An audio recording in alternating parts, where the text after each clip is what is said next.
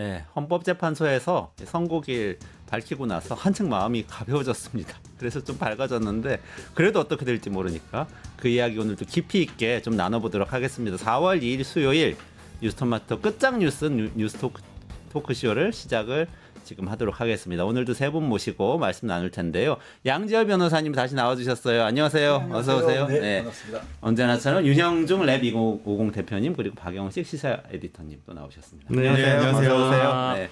오늘 세 분 잠깐 기다리시면은 김재현 진보당 대표 인터뷰를 전화로 하기로 했거든요. 요거 먼저 좀 하고 나서 다시 이렇게 이슈로 돌아와서 얘기 나눠보도록 하겠습니다. 네. 김재현 대표님 연결 혹시 되어 있으신가요?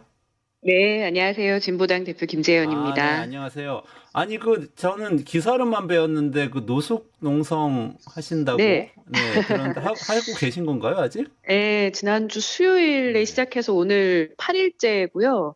그동안 헌법재판소 앞에 주로 극우 세력들이 진을 치고 있어서 일반 시민들이나 민주 시민들이 인근에 가지도 못한다 이렇게 많이들 생각하고 계셨는데 그러다 보니까 헌법재판관들이 좀 판단을 잘못하고 있는 것은 아닐까 하는 우려 속에서 헌재 선고가 너무 지연이 됐었기 때문에 지난주 수요일부터 시작을 했고요.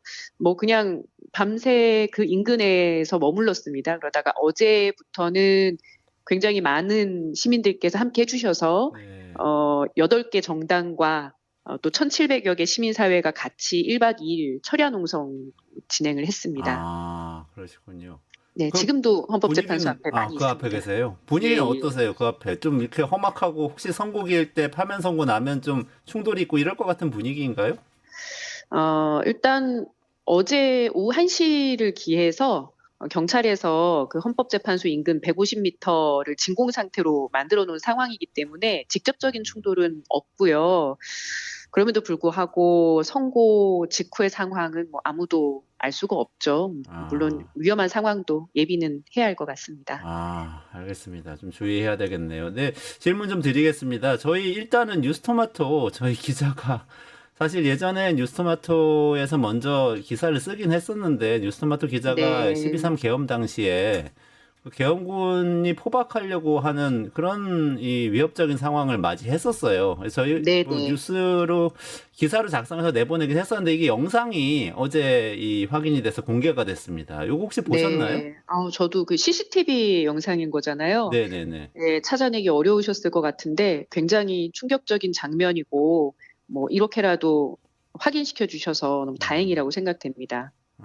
그러니까 계엄군이 가서 시민들 안전을 지키려고 그랬다. 약간 국회의원들 겁만 주려고 그랬다. 이게 아니면 새빨간 거짓말이죠. 새빨간 거짓말인 거죠. 그러니까 처음에는 12월에는 그 707 특임단 김현태 단장이 어느 정도 인정을 하는 진술을 했다가 국회에서 그러다가 2월 달에 헌재 증언에 나와가지고 말을 바꿨잖아요. 특히 케이블 타이를 문 잠그기 위한 용도였다. 사람 대상으로 쓰려고 했던 거 아니다. 이렇게 진술 번복했을 때 다들 황당했죠. 왜 저러나 싶었고 폐유를 당했던 거 아닐까 이렇게 의심을 했는데 역시나 그랬던 것 같고요.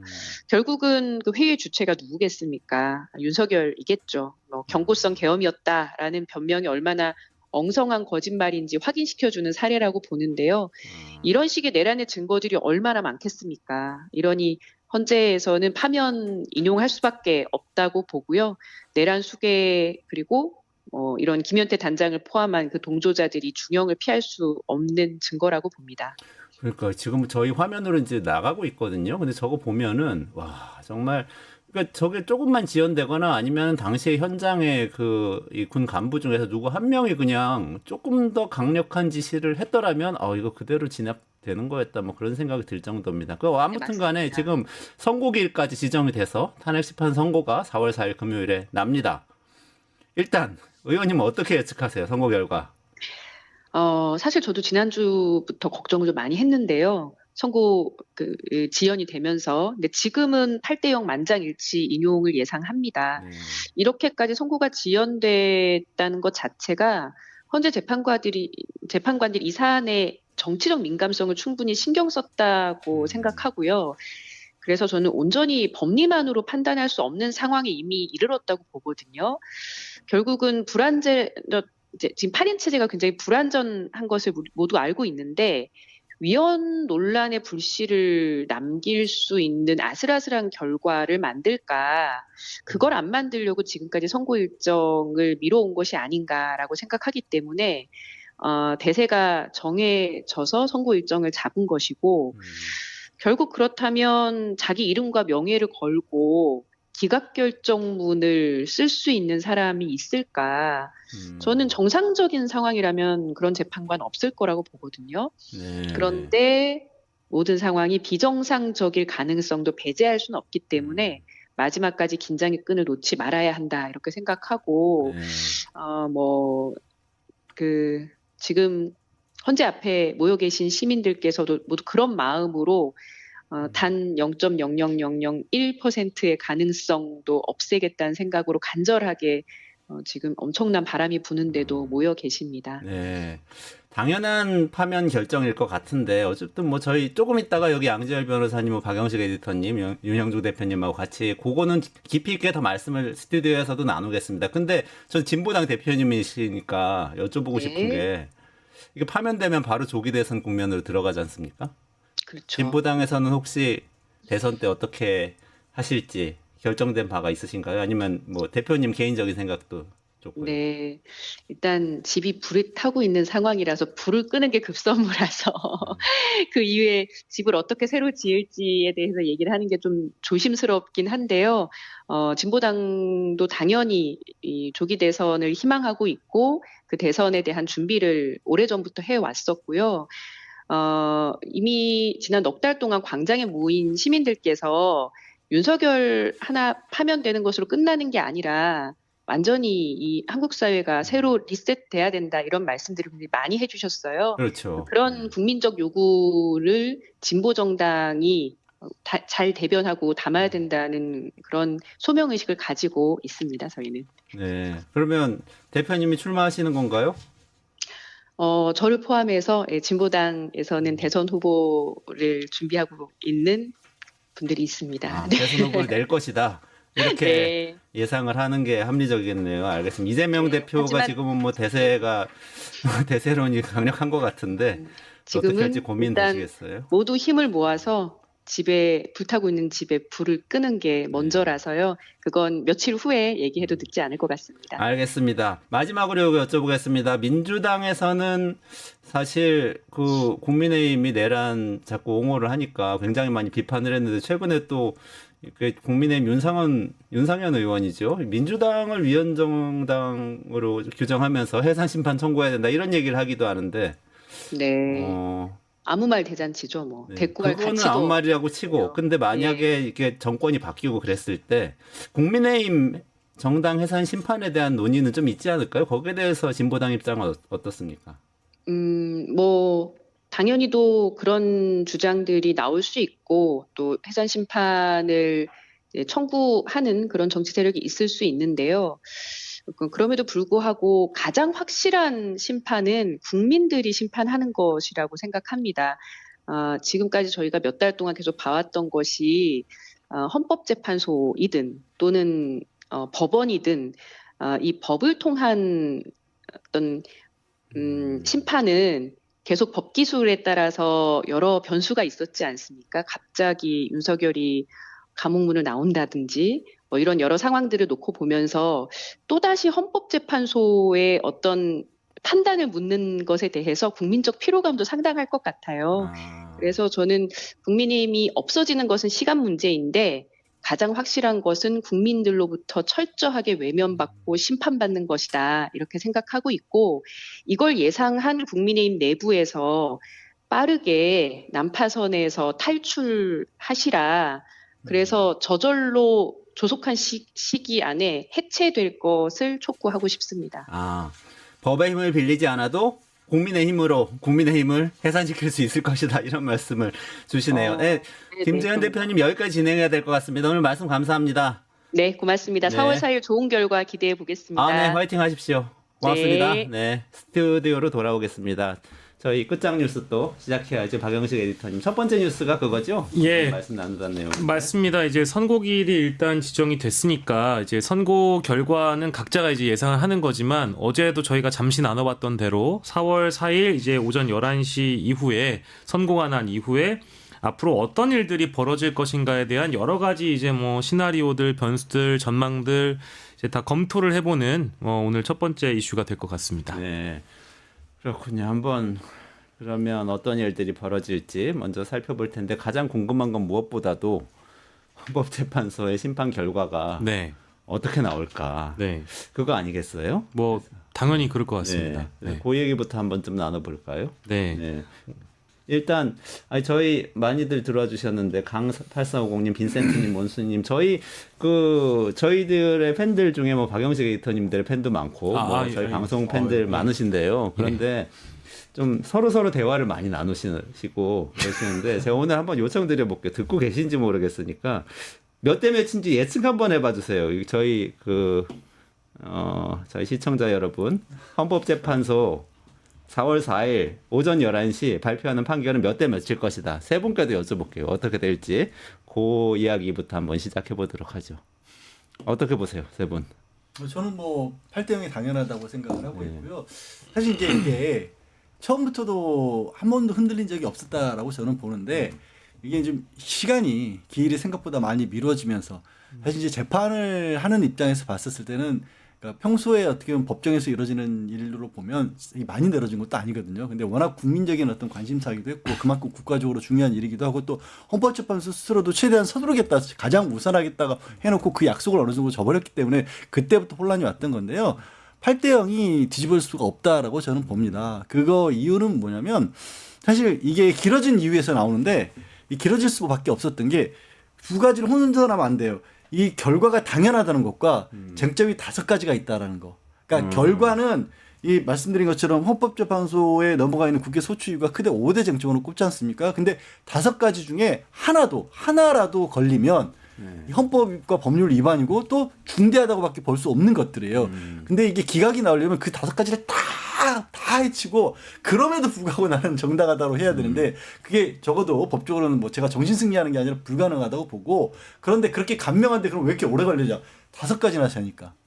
어쨌든 그 내용들 하나하나를 다 정리하고 거기에 대해서 각자의 주장이 있고 그거를 증거를 어느 증거에서 우리는 이쪽이 맞다라고 정리를 해야 되는 과정이었기 때문에 길어진 거지 결론이 흔들려서 길어진 건 아니라고 저는 봅니다. 일을 열심히 하시면서 좀 늦어진 것이다. 네. 이런 거네요. 좀 더 열심히 했어야 되는데 어쨌든. 저희 구독자님들 열심히 듣고 계세요. 만장일치 8대 0 파면 결정을 이미 내리셨습니다. 양지열 변호사님하고 똑같아요, 의견이. 박영식 에디터님이 이렇게 부끄러워하세요. 팬들이 많으세요. 예. 8대 0을 다 외치고 계십니다. 8대 0, 8대 0. 예. 네. 좋습니다. 근데 제가 오늘 오전에도 어떤 사실은 보수적인 커뮤니티 안에 있는 군 관계자들하고 많이 얘기하시는 그런 분하고 통화 오랫동안 했거든요. 근데 이분은 이제 저하고 생각이 비슷하신 분인데 주변에 여전히 5대3 기각론 이거 얘기하시는 분들 많대요. 또는 각하. 3명은 각하 의견이다. 이런 게 많다고 그러는데 그럴 가능성은 없나요? 근데 이미 이제 선고 기일을 지정했다라는 그 의미가 그 5대3 각하나 이제 이런 것들에 대한 의미 부여를 더 이상 하지 않아도 되는 그런 결정이라고 저는 보고요. 이미 어제도 일부 말씀드렸습니다만 선고일을 잡는다는 건 마은혁 후보자의 그 임명 필요 없이도 헌재 스스로가 어쨌든 결론을 낼 수 있다라는 걸 의미하는 거잖아요. 그래서 어느 정도의 재판관들끼리의 의견 합치가 있었다라고 보는 것이 저는 맞다고 보고요. 그리고 이게 마은혁 후보자를 임명하지 않은 상태에서 만에 하나라도 그 3명이라고 거론되는 그 재판관들이 기각하거나 각하해서 결과가 윤석열의 복귀로 흐르게 된다면 이것은 어찌 보면 헌재 판결 이전에 행정부가 응당해야 하는 마은혁 후보에 대한 임명을 하지 않아서 2번이나 결론을 내려줬는데 위헌 행위를 함으로 인해서 결과가 180도 달라지는 것을 만들게 되는 거잖아요. 헌재 스스로가. 그럼 헌재 스스로의 의미를 자기 부정에 빠지게 된다라는 겁니다. 그래서 이제 5대3 상황에서 선고를 한다는 것은 결국 이 헌법재판소의 의미를 우리가 물어볼 수밖에 없고 그동안에 했던 헌재 스스로의 어떤 발언이나 언급들을 부정하는 게 되어서 이미 선고 기일을 잡았다는 것만으로도 그 5대3설이나 뭐 흔히 얘기하는 뭐 4대 사설 이런 것들은 어느 정도 저는 이미 물 건너간 한철 지난 이야기라고 받아들이는 것이 옳다. 그러니까 5대 3은 그러니까 이미 불가능한 게 헌재 판례에 남아 있습니다. 네. 공석인 헌법재판관의 결정에 따라서 그 이제 결정될 경우에는 한마디로 지금 5대 8명인데요. 인용인의 결정이 되려면 6명이 필요한 네네네. 거잖아요. 그러니까 공석인 사람이 한 표를 더해서 6명이 되는 상황이라면은 그런 거는 이제 결정을 하지 않는 것이 맞다라는 게 이진숙 방송통신위원장 그 이제 탄핵 재판 때 나왔던 판례이거든요. 그러니까 네. 최근에 안 그래도 왜 이렇게 늦어지는 거냐 해서 이제 한 기자가 5대 3 대대락설 네, 5대 3이기 네, 네. 때문에 지금 결정을 못 하고 있는 것이다. 이런 이제 어떻게 보면 하나의 가능성을 제기했는데요. 그거는 며칠 동안 갑론을박이 있다가 네. 헌재가 선고기를 잡음으로써 자연스럽게 종식된 네. 논란입니다. 네. 4대 4도 있을 수가 없고요. 4대 4는 이미 그 한덕수 그 권한대행의 재판 과정에서 그 이 사람의 내란 공모와 관련한 부분들에 대해서 이제 그 헌법 위반은 있으나 그리고 마흔여 재판관 임명하지 않은 것들 헌법 위반은 있으나 중대한 정도는 아니다라고 또 얘기를 했기 때문에 그 4대 4의 가능성도 저는 없다고 봅니다. 없다. 네. 그러면 6대 2나 7대 1의 가능성은 있어요? 어떻게 보세요? 저는 그 가능성도 없다. 계속 일관대급할때요. 왜냐하면 정말 그냥 크게 봤었을 때는 네. 법적인 면을 떠나서 봤을 때는 역사에 대한 죄를 짓는 거고요. 네. 그리고 우리 죄송하지만 재판관들의 성향이 그렇게 강단 있는 부분들이 있어 보이질 않습니다. 제가 봤을 때. 강단이 있다는 것은 그러니까 자기 주장을 그렇게 끌고 나갈 만큼 정말 이 탄핵에 찬성하는 그 국민들의 지금 뭐 여론조사를 봐도 그렇고 물론 아직도 이제 탄핵 반대하는 분들이 없는 건 아닙니다만 그 목소리보다는 그리고 다른 재판관들의 논리를 아까 말씀드렸다시피 판사라면 저 머릿속으로 정말 그 탄핵 소추 이후로 매번 저 혼자도 써보고 주변의 법조인들 제가 뭐 일천하기 때문에 공직에 계신 분한테도 물어봤어요. 이거 기각 판결문 쓸 수 있겠냐고. 근데 정말 다 불가능하다고 하세요. 이런 정도는 그냥 남길 수 있을 것 같습니다. 뭐냐면 별개의 의견이 아니라 보충 의견으로 이게 혹시 누군지는 저는 모르겠어요. 근데 혹시라도 이제 워낙 좀 보수적인 생각을 가지셔서 주변에 탄핵 반대하는 분들이 많아서 너라도 좀 반대를 써달라는 그런 압박 아닌 압박을 받고 계신 분이라면 그래도 인용을 쓰겠지만 뭐 예를 들어서 윤석열 대통령이 정부가 돌아가지 않아 굉장히 답답한 심정이었던 건 이해하나 그럼에도 불구하고 용납할 수 없는 일이다. 이거 문구 하나 정도 넣을 수 있지 않을까. 그냥 그렇게 생각합니다. 저는. 그것도 용기가 많이 필요해요. 그거라도 넣으려고 하지 않을까. 최대한 용기를 많이 내면. 그거 고민하는데 시간이 많이 걸리나 봅니다. 저는 평에서 그거 갖고 싸울 수도 있다고 봐요. 그럴 수 있겠네요. 아니 아까 뉴스토마토 기자 이렇게 계엄군이 12월 3일 당일에 체포하려고 시도하는 영상 보셨잖아요. 그 영상을 보면은 이전에 윤석열 대통령이 오늘 대통령으로 불러드릴게요. 화면 되기 전에 윤석열 대통령이 헌법재판소에서 이야기했던 것들이 정말 완전한 거짓말이라는 걸 알 수가 있잖아요. 계엄군은 뭐 그냥 약간 겁을 주려고 질서유지 차원에서 투입했다 뭐 이런 얘기들은 사실 저 사람들이 단 한 사람도 다치지 않았다고 했죠. 단 한 사람. 그렇죠. 거짓말했잖아요. 저 군인들이 아무 지시도 안 받았는데 갑자기 가가지고 멀쩡한 사람 케이블 타이로 이렇게 묶으려고 했을 리는 없잖아요. 지시를 받았는데 묶으려고 하다가 총기를 사용하고 막 폭력을 사용할 정도까지는 자기들이 안 한 거겠지. 본인들이 안 한 상황이지 저것은. 저는 정말 이런 상황에서 파면 안 하고 기각결정문을 쓴다는 거는 진짜 불가능할 것 같아요. 그러니까 저는 지금 예측이나 그 어찌 보면은 뭐 당위로서 얘기하는 게 아니라 예방 주사 차원에서 요 가능성 한번 말씀드릴게요. 네. 그러니까 저도 기각 결정문을 쓰는 건 불가능이라고 생각해요. 논리로서 도저히 쓸 수 없는 결정문이죠. 하지만 만약에라도 7대1이 나올 가능성을 우리가 생각은 해봐야 된다고 생각합니다. 네. 왜냐면은 7대1이 나오게 되면 한 명이 기각 혹은 각하 결정을 내렸다는 것이잖아요. 그러면 만약에 우리뿐만 아니라 많은 사람들은 어떤 입장을 가져야 될까요? 그래도 탄핵이 됐으니까 다행이다. 기쁘다. 라고 끝나야 될까요? 저는 거기에 넘어서 좀 더 고민이 필요하다고 생각합니다. 왜냐하면 그 한 명의 의견이 언젠가는 굉장히 그 씨앗이 돼서 나중에는 굉장히 이제 탄핵에 불복하고 굉장히 극우의 부흥과 부상으로 그 자라나는 일종의 하나의 씨앗 같은 걸 뿌리는 셈이라고 생각하거든요. 그래서 만약에 7대1이 저는 7대1이 예상하진 않지만 7대1이 나왔을 때 그 1의 논지와 주장이 근거가 무엇인지를 굉장히 면밀하게 좀 따져봐야겠다. 너무 놀라지 말고 네. 면밀하게 따져봐서 추후에 있을 그게 나쁜 씨앗이 되지 않도록 충분히 대응을 해야겠다. 그런 생각이 듭니다. 네. 뭐 특정 어떤 재판관을 지목을 해서 이 분이 그동안 절차를 지연하는데 가장 핵심적인 역할을 했다. 이제 이런 어떤 추측과 전망을 하는 것도 지금 시기에서는 이미 좀 뭐 물 건너간 얘기가 된 것 같고, 그리고 또 그분들을 4월 4일 전까지 어쨌든 이 심판대에서 심판을 해주는 주체들이다 보니까 자극하지 않는다는 의미에서 저도 거론하지 않으려고 합니다만은 특별히 이 조한창 재판관이나 정영식 재판관 혹은 김복형 재판관 언급을 많이 하는데, 조한창 재판관이 과거에 이제 취임식에서 본인이 했던 말이 다시 주목을 받고 있어요. 국가가 실험대에 올랐을 때 판결을 통해 나라가 근본적으로 무엇을 위해 존재하는지 말하지 않는다면 판사로서의 소명을 다하지 못한 것이다.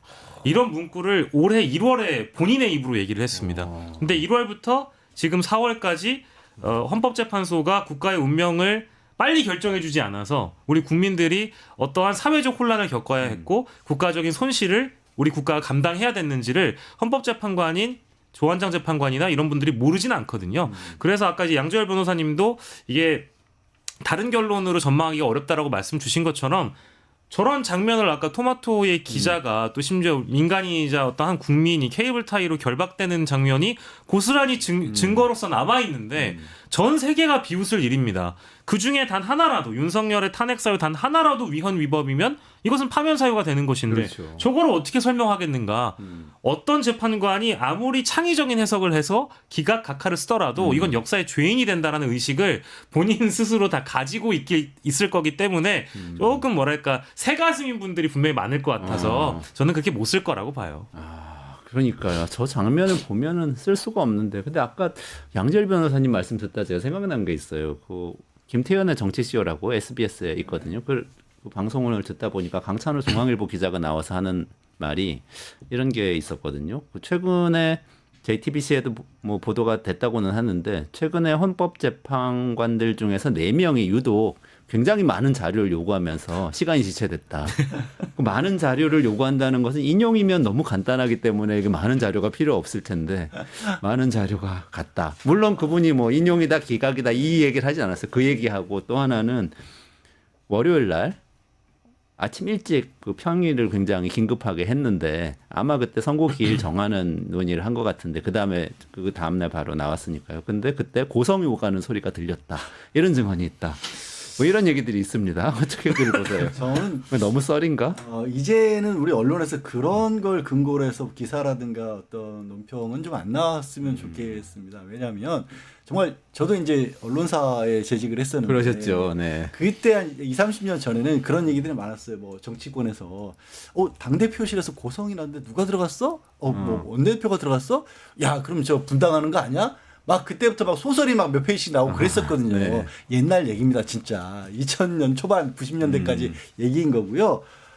지금 법적인 부분에 있어서는 죄송하지만 강찬호 그 중앙일보 기자분 지금 제가 알기로는 위원인 걸로 알고 계신데 그분도 법을 전공하신 분은 아니고 헌법재판소에서 어떤 자료를 요구했다라는 것도 모르실 거 아니에요. 그렇죠. 자료의 숫자를 가지고 그걸 고민한다라고 바로 연결지어는 건 정말 너무 큰 그냥 점프를 하는 것으로 보이고 도대체 고성은 누가 어떻게 들었다는지 그분이 들었다는 것도 아니고 그렇게 또 전해 들었다고 말씀하시니까 고성이 오갔다는 걸 전에 취재했다는 거죠. 그거야말로 판사들이 싸우는 걸 저도 본 적이 있습니다만 싸움도 참 재미없게 하시거든요. 아 그래요? 어떻게 싸워요 판사들은? 굉장히 진중한 목소리로 우리 헌법재판소 변론과정 보셨지 않습니까? 네. 그 태도로 싸우십니다. 아 그래요? 예. 그 헌법 87조 2항에 따르면 네, 당신이 그렇습니다. 하신 말은 네, 그렇습니다. 사실이 아닙니다. 뭐 이런 식으로. 그럼 고성으로는 못 싸우시는 거구나. 고성은 막 그분 왜냐하면 그게 농담이 아니라 그분들이 그 판사 단독을 맡을 때부터 단독 재판을 맡을 때부터 이제 혼자 말할 기회가 주어지거든요. 합의 보시면 아시겠지만 재판정과 말하고 배석들은 말을 몇 년 동안 아예 한마디도 못해요. 그러다가 그때부터 내릴 때부터는 계속 묵직하게 그 자기의 위험을 내는 수단으로 이걸 쓰기 때문에 굉장히 고민들도 많고 그게 습관이 들어있는 분이에요. 평소에 말할 때 정말 재미없어요. 뭐 고성이 오간 이런 상황일 수도 있지 않을까요? 그렇죠. 내가 갖다 넣으라고 그랬는데 누가 뜨거운 거 갖다 놨어? 뭐 이런 거 있어. 어쨌든 뭐 그런 그냥 썰에 웃으시면 될 것 썰에 같습니다. 귀 기울이면 안 된다. 그럼 뭐 안심은 일단 하겠습니다. 안심은 하는데 문제는 그럼 아까 한 명 혹시라도 각하하거나 아니면 8대0 되더라도 승복하지 않을 수 있잖아요. 아직까지도 윤석열 대통령은 승복할 거라는 얘기는 명확하게 하고 있지는 않죠. 어떻게 될까요? 판결 나고 나서 네. 윤석열 대통령이 승복할까요? 뭐 오늘 그 걱정을 하는 언론들이 뭐 다수 있어서 그 내용을 잠깐 좀 정리를 해보면 승복하지 않을 거라고 보는 언론인들이 대다수인 것 같아요. 그러니까 왜냐하면 물론 당연히 뭐 승복하지 않을 방법이 있느냐 이렇게 얘기를 하겠지만 뭐 본인 스스로 나는 이 결론을 따를 수 없다라고 밝히거나 아니면 입장 발표를 계속 지연시키는 것 자체가 승복을 하지 않는다라는 이미지를 어쨌든 뉘앙스를 국민들에게 주는 거잖아요. 근데 평소 행실을 보면 윤석열 대통령이 쉽게 사과를 하는 사람이 아니고 쉽게 인정을 하는 사람이 아니고 비상계엄이라고 본인은 고유의 권한을 썼다고 얘기를 하지만 그 이후에도 국민들에게 사과한 적이 단 한 번도 없습니다. 이제 그렇기 때문에 승복하지 않을 거다라고 전망하는 분들이 많고 그리고 두 번째로는 일단 윤석열 대통령이 지지층 즉 코인 맛을 좀 봤다. 그러니까 극우 코인이라고 해야 되겠죠. 아스팔트 보수들의 어떤 뜨거운 반향 이런 것들을 봤기 때문에 그 반응을 보고 나서 소위 이제 방송에 허락되지 않는 표현이지만 이제 뭐랄까 기운을 받았다. 이제 우리가 그 취했다라고 얘기를 하죠. 그 기운에 취했기 때문에 내가 여기서 승복을 하는 순간 이 모든 지지자들을 포기하게 만드는 거기 때문에 그래서 이따 저희가 뒤에 얘기를 하겠습니다만 그 책을 낸 것도 이거와 연결되는 게 자신이 봤던 그 극우 지지층 결집 효과를 기대하는 차원에서 승복도 안 할 거지만 승복 선언을 하는 순간 모든 지지층이 와르르 빠져나가고 이 자신을 어쨌든 옹립시켜서 내가 대선 주자를 결정하겠다라는 정치 개입 시도가 물거품이 될 수 있잖아요. 자신은 끝까지 정치력을 영향력을 구가해보겠다라는 일종의 선언을 해야 되기 때문에 책을 낸 것이고 앞으로도 승복 메시지를 내지 않을 가능성이 매우 높다. 이렇게 전망이 많이 나오고 있습니다. 저도 같은 의견인 게요. 당연히 승복할 리가 없죠. 예. 뭐 마지막이니까 이제 뭐 윤석열 대통령, 내란 속의 윤석열 대통령이라는 호칭을 불러드리면 그분이 만약에 이제 그 헌재에서 선고가 난 이후에 제일 원하는 것은 차기 대선 구도에서 영향력을 행사하는 것이거든요. 근데 그 상황에서 윤석열 대통령이 승복 메시지를 낸다면 본인이 원하는 후보 또 본인이 행사하고 싶은 영향력을 행사하기가 굉장히 어려워집니다. 말씀하신 대로 그 승복과 함께 본인의 지지 세력들은 굉장히 이제 사그라들 것이고 그리고 그 방금 말씀하신 게 정말 맞는 얘기인 게 우리 윤석열 대통령의 2년 반 동안의 임기를 다 봐왔잖아요. 예, 그렇게 지지부진하고 성의 없고 참 게으르게 국정을 운영하시던 분이 그래서 지지율도 정말 바닥이었는데요. 그 어느 때도 누리지 못한 지지율을 지금 이 순간 누리고 있는 사람이에요. 그게 코인 맛이라는 거죠? 그렇죠. 그러니까 가장 극악한 범죄를 저질렀을 때 가장 인기가 좋았던 사람이기 때문에 당연히 승복의 메시지를 낼 리가 없죠. 두 분의 말씀은 이제 윤석열 측면에서 말씀을 분석해 주시고 하고 저도 뭐 그럴 수 있다고 충분히 공감을 하는데요. 그러나 그러거나 말거나라고 봅니다. 자기가 뭔데? 그럼 파면되는 순간 그 헌법재판소에서 피의 청구인 윤석열을 파면한다 하는 순간 민간인이에요. 무슨 힘으로 승복을 하고 말고가 어딨어요. 그렇죠. 그냥 안 하면 그냥 끌어내면 돼요. 그렇죠. 지난번 체포할 때는 어쨌든 현직 대통령이기 때문에 경호처 직원들도 막을 만한 명분이 있었고 그다음에 공수처하고 경찰이 갔었을 때도 뭐 한 거죠. 어쨌든 현직 대통령이니까 이거 안 나온다고 경호처 직원들한테 경호처에서는 그 김성원 차장 같은 사람이 나서가지고 대통령 우리는 지키기 우리 임무다라고 하고 있는데 법적으로 민간인인데 경호처도 이 대통령 파면된 대통령도 보호는 합니다. 왜 보호하냐면 이렇게 생각하시면 될 거예요. 탄핵까지 당할 정도로 잘못을 저지른 사람이 전직 대통령이면 그냥 혼자 돌아다니면 어디 가서 무슨 일 당할지 모르잖아요. 그거 막아주는 거예요. 그 수준의 경호를 한다는 겁니다. 그래서 경호를 한다는 게 다치지 않게. 그러니까요. 제가 이제 좀 거치게 표현했습니다만 실제로 그런 취지인 거예요. 근데 나머지 경호처에서 뭐 총을 들고 나오겠어 어쩌겠어요. 그 순간 바로 현행범 체포해요 그 사람들. 그래서 하거나 말거나. 지금 정말 중요한 말씀이신 게 한국 언론의 가장 중요한 문제점이 뭐냐면은 중요한 것을 중요하게 안 다루고 중요하지 않은 것을 중요하게 다룬다는 거예요. 그러니까 윤석열 그 피청구인 윤석열이 그 탄핵되는 것에 대해서 본인의 입장을 물어보는 건 전혀 중요한 사안이 아닙니다. 그러니까 그가 거기에서 어떤 입장을 보이든 아주 가볍게 스쳐 지나가듯이만 다뤄주면 되는 일이라고 생각합니다. 그러네, 예, 진짜. 아주 가볍게 다뤄줘야죠. 가볍게 다뤄주고 그러네요. 오히려 국민들의 입장을 물어봐야죠. 지금 이 상황에 대해서. 예. 그거 진짜 뭐 범죄 종류가 다르긴 하지만 형법상 문제. 예를 들면 뭐 전 국민이 관심을 가는 어떤 살인죄와 관련된 그런 피의자가 재판 받아서 유죄 판결 받는 순간에 저는 승복할 수 없습니다. 그랬을 때 그거 말을 그대로 전해주는 거는 그냥 그래서는 안 돼요. 되죠.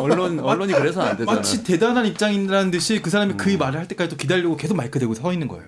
그거는 예. 말이 안 되는데. 변호사님이 정말 중요한 지점. 이것도 말이 안 되는. 네, 그게 정말 말이 안 중요하죠. 되면은 이것도 말이 안 되는 네. 거죠. 정말 중요한 말씀 해주셨는데 그런데 그럼에도 불구하고 지금 윤석열 대통령은 마지막까지 그 코인 맛에 피치를 올리고 있는 거 아닙니까? 책 말씀해 주셨는데 그거 잠깐만 설명해 주시고 그 책에 대해서 잠깐 얘기해 보면. 네, 그 윤석열 대통령이 지금 자신의 비상계엄에 대한 정당성을 부여할 만한 화자들을 모았고요. 그리고 12명의 이 저자들이 함께 모여서 쓴 새로운 대한민국이라는 책이 화제가 되고 있습니다. 근데 이게 선고가 나오기 전에 이 책 내용이라는 게 말씀드린 대로 내란에 대한 정당성을 부여받기 위한 그런 내용이고요.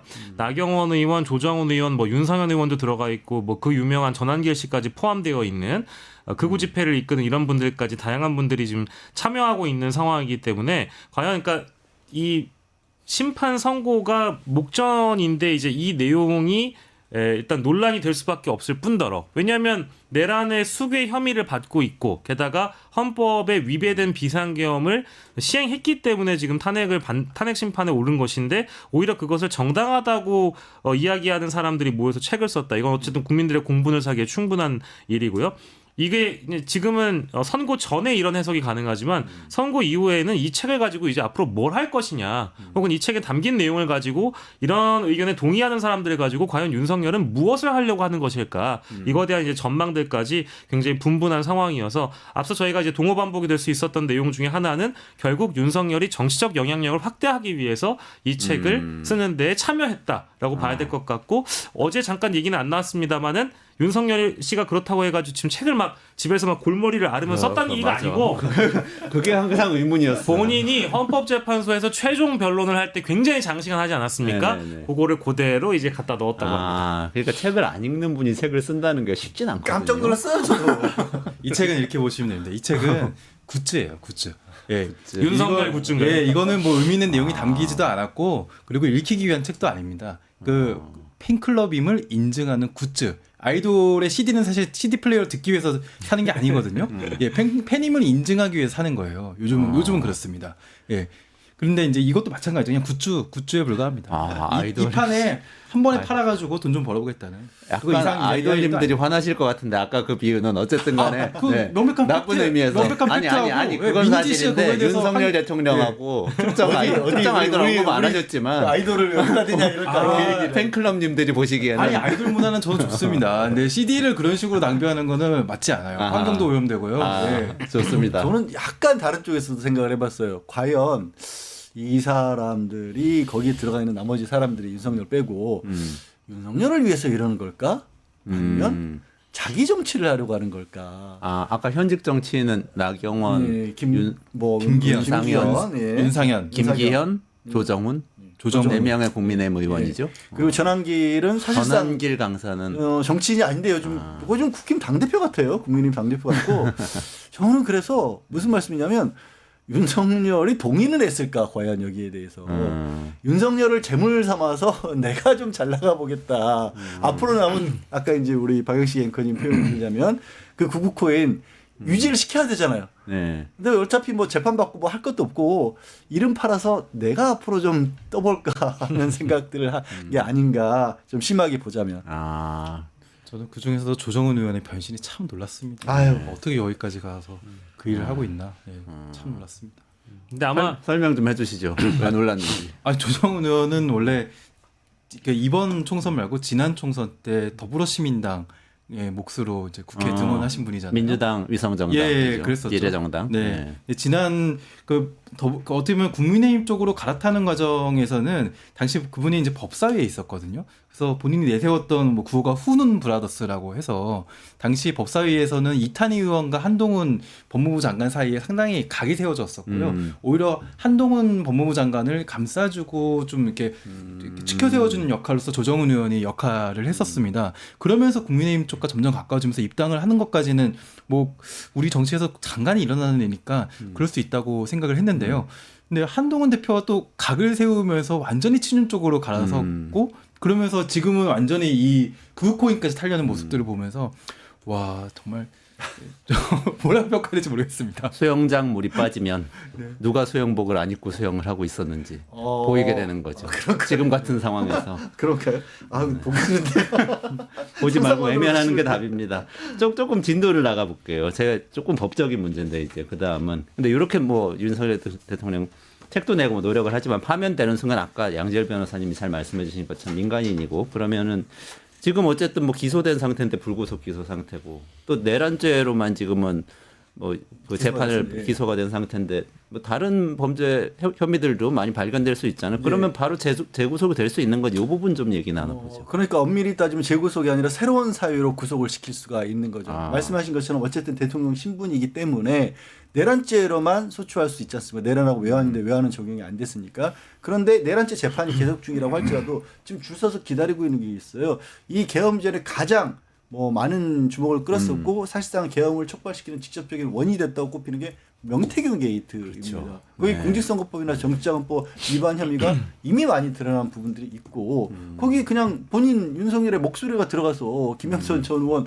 공천시켜 줬다는 부분이 거의 확정적으로 나왔지 않습니까? 네. 증거들 다 있을 것으로 보이기 때문에 그거를 통해서도 충분히 이제 구속을 시킬 수가 있는 상황이죠. 그러면은 그 동안에는 그래도 현직 대통령이니까 뭐 기소 자체를 할 수가 없는 상황이었으니까 뭐 수사도 지지부진했는데 하면 되자마자 막 수사는 지지부진했다기보다 그냥 눈치 본 것 같고요. 솔직히 그리고 검찰이 아마 어찌됐든 좀 빠르게 행동에 나서는 거는 윤석열이라고 하는 검찰 출신 대통령이 검찰의 이미지를 굉장히 사실 이미지라기보다 실체를 폭로했다라고 저는 개인적으로 보는데 많은 국민들이 이제는 이게 검찰에 가졌던 환상 이런 것들이 깨졌기 때문에 검찰 입장에서는 스스로의 생존을 위해서라도 윤석열에 대해서 단죄만큼은 앞장서야 되는 그런 상황으로 보여요. 다만 이제 이상하게 꼬여버린 게 심우정 총장이 윤석열을 풀어주는데 깊이 개입을 하면서 국민들이 이제는 뭘 해도 안 믿어 뭐 이런 식으로 시각도 많이 생긴 것 같기도 합니다. 네, 뭐 내란에 혹시 가담한 주요 임무 종사자 아니냐 이제 이런 시각까지 심우정 검찰총장에 대해서 가령 비화폰으로 경호처로부터 지급받은 비화폰으로 누가 통화했는지 혹은 그 비화폰으로 누가 전화를 걸었는지 이런 거에 대한 관심이 굉장히 드높은 상황이고 실제 비화폰 서버에 대한 압색은 진행조차 안 됐잖아요. 네. 이제 그러다 보니까 지금 심우정 검찰총장이 개인 그 채용 특혜 비리 의혹 이제 이것도 네네네. 걸려 있습니다만은 이미 내란 수괴를 풀어주는데 혁혁한 공을 세운 이 사람이 과연 이 파면된 이후에도 윤석열이라는 민간인을 수사할 수 있겠냐. 어쨌든 공범일 가능성이 높으니 윤석열이 한마디를 하는 순간 이 사람들의 이 자격이 다 피의자로 전환될 수 있다라는 그 가능성을 우리 염두를 좀 해둬야 될 필요가 있겠습니다. 즉 한덕수, 뭐 최상목 그리고 뭐 심우정 심지어 국정원 개입설까지 나오고 있으니까 정부 주요 요직이나 고위 공직자들 중에 윤석열의 전화를 받았거나 혹은 뭐 실제 쪽지를 받았다라든지 뭐 이런 내용들이 다 터져 나왔었잖아요.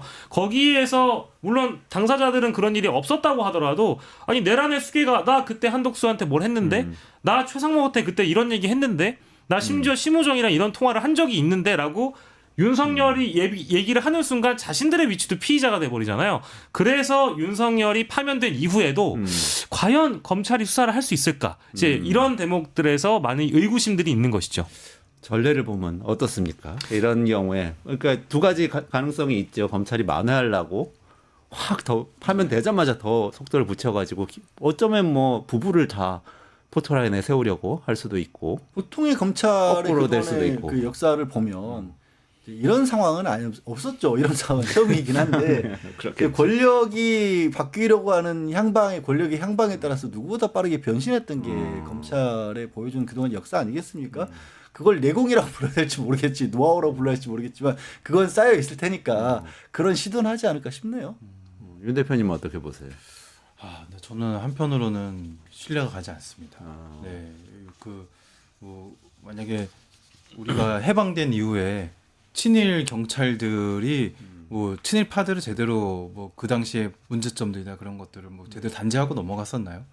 왠지 안 그럴 것 같다라는 생각이 들어요. 그래서 그렇게 되려면 특검이 필요할 것 같고요. 이 검찰에게는 믿어서는 안 될 것 같고 늦었지만 다시 특검을 추진해서 특검. 제대로 바로잡아야 한다고 생각을 하고 특검을 한 이후에는 검찰이 왜 이런 수사를 제대로 못했는지까지도 다 모두 다 정리를 해서 그걸 검찰 개혁으로 완수를 해야 될 것 같습니다. 많은 분들이 윤 대표님처럼 생각을 하신 것 같아요. 검찰이 무슨 짓을 무슨 행동을 하건 간에 이제 신뢰가 다 떨어져가지고. 근데 뭐 국민의힘이 이렇게 계속하고 이 대행이 계속 거부권 행사하면 특검은 통과가 안 되는 거 아닌가요? 근데 이제 파면이 되고 나면 정치 환경 자체가 많이 쪼개지고 달라질 수가 있죠. 국민의힘 내부에서도 내분이 일어날 수밖에 없죠. 언제까지 그 윤석열 이걸 바라보면서 이제 지금은 뭐 어쨌든 살아 있으니까 그리고 그걸 통해서 국민적인 지지를 어느 정도를 확보할 수 있다라고 하는데 실제로 파면이 된 뒤에는 국민의힘 내부도 만만치 않게 시끄러워지지 않을까 싶습니다. 그러니까 파면 이후에 거부권 행사는 계속 있을 것 같아요. 한덕수 대행의 거부권 행사는 계속 있을 그 사람은 안 바뀔 것 같은데 국민의힘에서 8명 이탈표가 이제 나오느냐 안 나오냐가 그렇죠. 진짜 시험대에 오른 거죠. 네. 제 예측은 상법 개정안의 경우에는 만약에 이번 재의결에는 좀 어려울 수 있어도 만약에 대선 도중에 재의결이 온다면은 그 8명 이탈자가 나올 가능성도 있다라고 생각이 듭니다. 근데 특검의 경우에는 만약에 당시의 국면에 윤석열이 선거에 되게 중요한 부분을 차지하는 것이 유리한가에 대한 판단에 따라서 좀 달라질 수 있을 것 같아요. 미처 거기까지 가기도 전에 검찰이 기동력 있게 윤석열 부부를 다 구속하지 않을까요? 그런 식으로 막 갈 가능성은 그거에 없어요. 속으면 안 됩니다. 하면 지난번에 되잖아요. 김용현 제대로 수사한 줄 알고 서로 경쟁하게 내버려 두면 된다라고 하셨었잖아요. 많은 분들이 그렇게 얘기를 했었거든요. 그거에 속았어요. 사실 그거에 속아가지고 윤석열 구속 취소가 된 거 아닙니까? 이원재 교수님이 그런 말씀하신 적은 아니 교수님 말씀대로 윤석열, 김건희에 대해서는 그렇게 할 수 있어요. 아마 그렇게 할 겁니다. 근데 지금 대표님 말씀하신 것처럼 윤석열, 김건희에 대해서는 자기들 손으로 정리하는 게 가장 깔끔하고 또 그래야 윤석열, 김건희를 통해서 혹시라도 주변 사람들까지 어떻게 보면 뿌리가 이어져 있는 부분들까지도 자기들이 또 감출 수 있다고 생각할 수도 있을 거고 설령 그렇게 안 하더라도 못 믿어요 이제 사람들이. 그리고 당장 계엄과 관련된 부분도 잠깐 우리 박영식 지금 앵커님 말씀을 하셨지만 주변에 군인들과 대통령은 지금 수사를 받고 재판을 받는데 과연 나머지 검찰엔 아무도 없을까? 아니 윤석열이 제일 신뢰하는 게 자기가 몸담았던 곳이 검찰인데 그렇게 큰 일을 저지르면서 검찰에는 아무 도움을 안 받았어? 그럼 대통령실에서 일을 했고 그 봉투에 그날 밤에 나눴던 봉투에 대통령실하고 인쇄가 됐었다는데 누가 출력을 했을까? 본인이 출력했을 일은 만무하잖아요. 그렇죠. 선관위에 검사들이 갔었다잖아요. 그렇죠. 네. 그러니까 그거는 다 규명돼야 되니까. 그럼 뭐 이게 얘기를 종합해 보면 이럴 수 있겠네요. 파면 되자마자 검찰에서는 어쨌든 뭐 그동안의 일을 좀 만회하고 국면을 좀 전환시켜 보려고 빠르게 구속하기 위한 새로운 별건인 거죠. 그러면 말씀대로 별건 수사를 다른 건수로 해서 속도를 붙인다. 그리고 김건희 여사도 그러면 도이치모터 주가 조작 사건은 거의 정리돼 있어요. 사실. 그럼 쭉 밀고 가면 어쨌든 바로 기소를 향해서 구속 기소를 향해서 갈 수 있다. 그럼에도 불구하고 특검은 통과시켜서 그 모든 거 다 넘겨받아가지고 이제 특검에서 결론은 내야 한다. 뭐 이렇게 정리를 할 수 있겠네요. 우리 아까 상법 개정안 말씀해 주셨는데 뉴스 하나 더 정리하고 넘어가야 돼서. 예, 오늘 두 번째 이슈는 사실 좀 더 일찍 들어갔긴 했어야 되는데 시간이 좀 부족해서요. 상법 개정안이라는 게 있습니다. 어쨌든 이 상법 개정안은 이번 국회에서 여야가 합의한 적이 있어요. 한동훈 전 대표도 그렇고 윤석열 대통령도 그렇고 상법 개정안에 동의한 적이 있는데도 불구하고 지금 내란 사태가 불거진 이후에 이 상법 개정안 논의가 지지부진해진 것뿐만 아니라 게다가 여야 간의 갈등이 돼서요. 결국 한덕수 국무총리가 거부권을 행사를 해버렸습니다. 이게 결국 이사의 어떤 충실 의무 대상을 회사에서 회사 및 주주로 확대를 하는 그런 안을 담고 있는데 이게 이제 기업 활동을 위축시킨다. 이게 이제 정부 여당의 그런 정부 여당의 그런 입장인 걸로 보여서 지금 이제 갈등이 벌어지고 있는데 중요한 건 이복현 금융감독원장은 일관성 있게 상법 개정안에 대해서 어쨌든 이것을 반드시 통과시켜야 되고 이제 사실 굳이 따지자면 이제 야당 쪽의 의견과 궤를 같이 하는 거였는데 이게 거부권을 행사하자마자 오늘 오전에 긴급하게 속보로 타전된 것은 금융위원회에게 내가 사의를 표했다.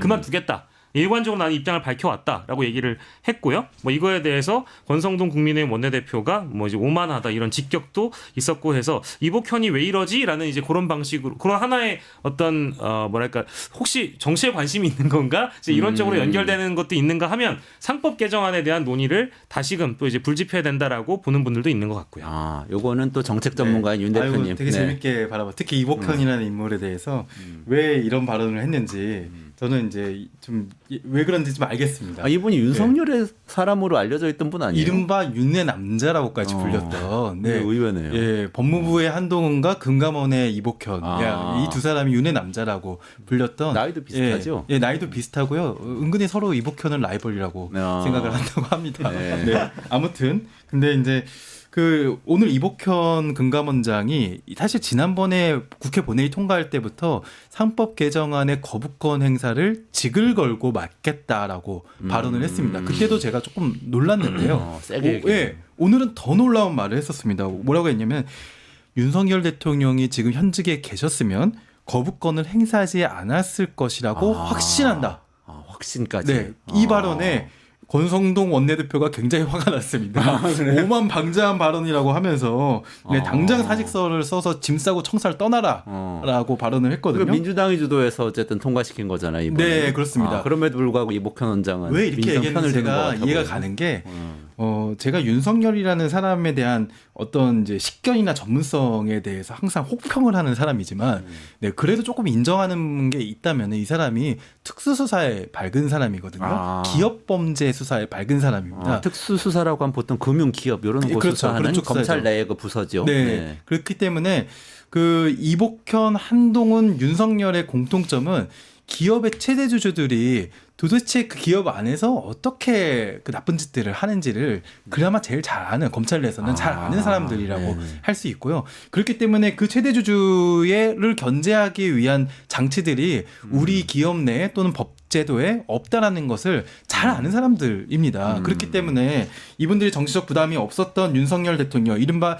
그 2024년 1월에 갑자기 그때 이제 한국거래소를 찾았거든요. 그때 선거 전이기도 했었는데 그때 이런 발언을 내놨습니다. 소수 주주 이익을 반영하는 형태로 상법 개정을 추진하겠다. 이 얘기는 그냥 그 이사가 주주의 이익에 충실하는 형태로 상법 개정을 하겠다는 지금의 민주당 안을 찬성하겠다는 그 발언에 다름없거든요. 또 한동훈 그 전 국민의힘 대표는 2022년 법무부 장관 시절에 소액주주 보호와 기업 투명성 강화를 위해서 상법 개정을 추진하겠다라는 발언을 했는데요. 이 발언도 마찬가지로 이번에 추진하는 이사 충실 의무를 담은 그 주주 충실 의무를 담은 그 상법 개정안에 찬성한다는 취지로 해석할 수 있습니다. 그러니까 이른바 특수통에 밝은 사람들은 이 취지를 다 알고 있고 찬성을 한다고 생각을 하고 있는데요. 근데 다만 막상 추진하려다 보니까 이게 기존 보수와 또 정경련이 아니라 지금 이름 바뀌었죠. 그래서 환경협의죠. 예, 네네네. 그런 이제 재계의 이해에 반하기 때문에 지금 본인들의 입장이 좀 바뀌었지만 원래 재계는 경영자들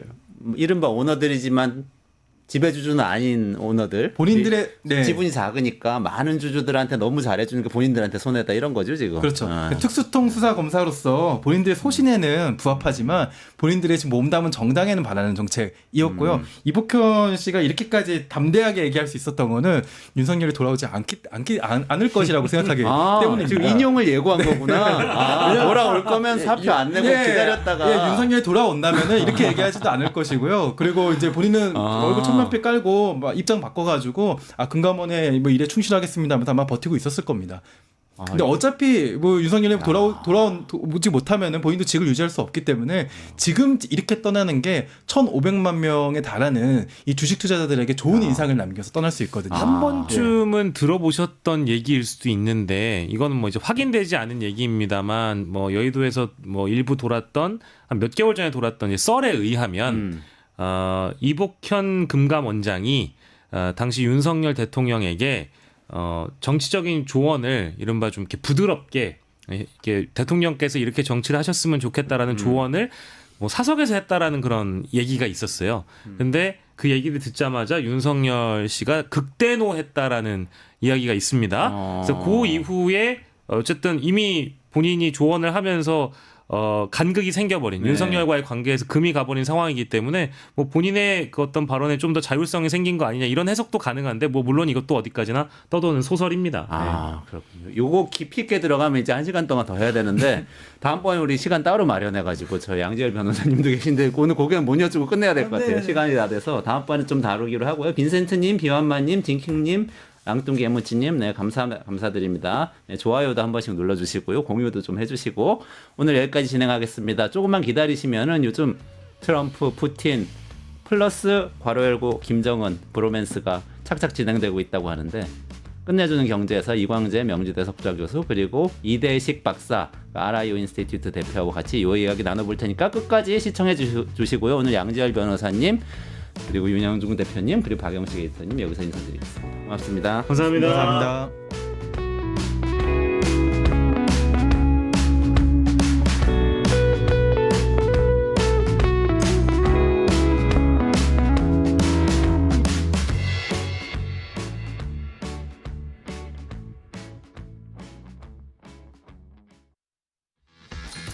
돈 버는 퀴즈쇼 증권 통판. 너도 받고 나도 받는 친구 초대 무제한 적립 이벤트. 초대 횟수 무제한, 보상도 무제한. 한 문제만 풀면 친구도 코인, 나도 코인.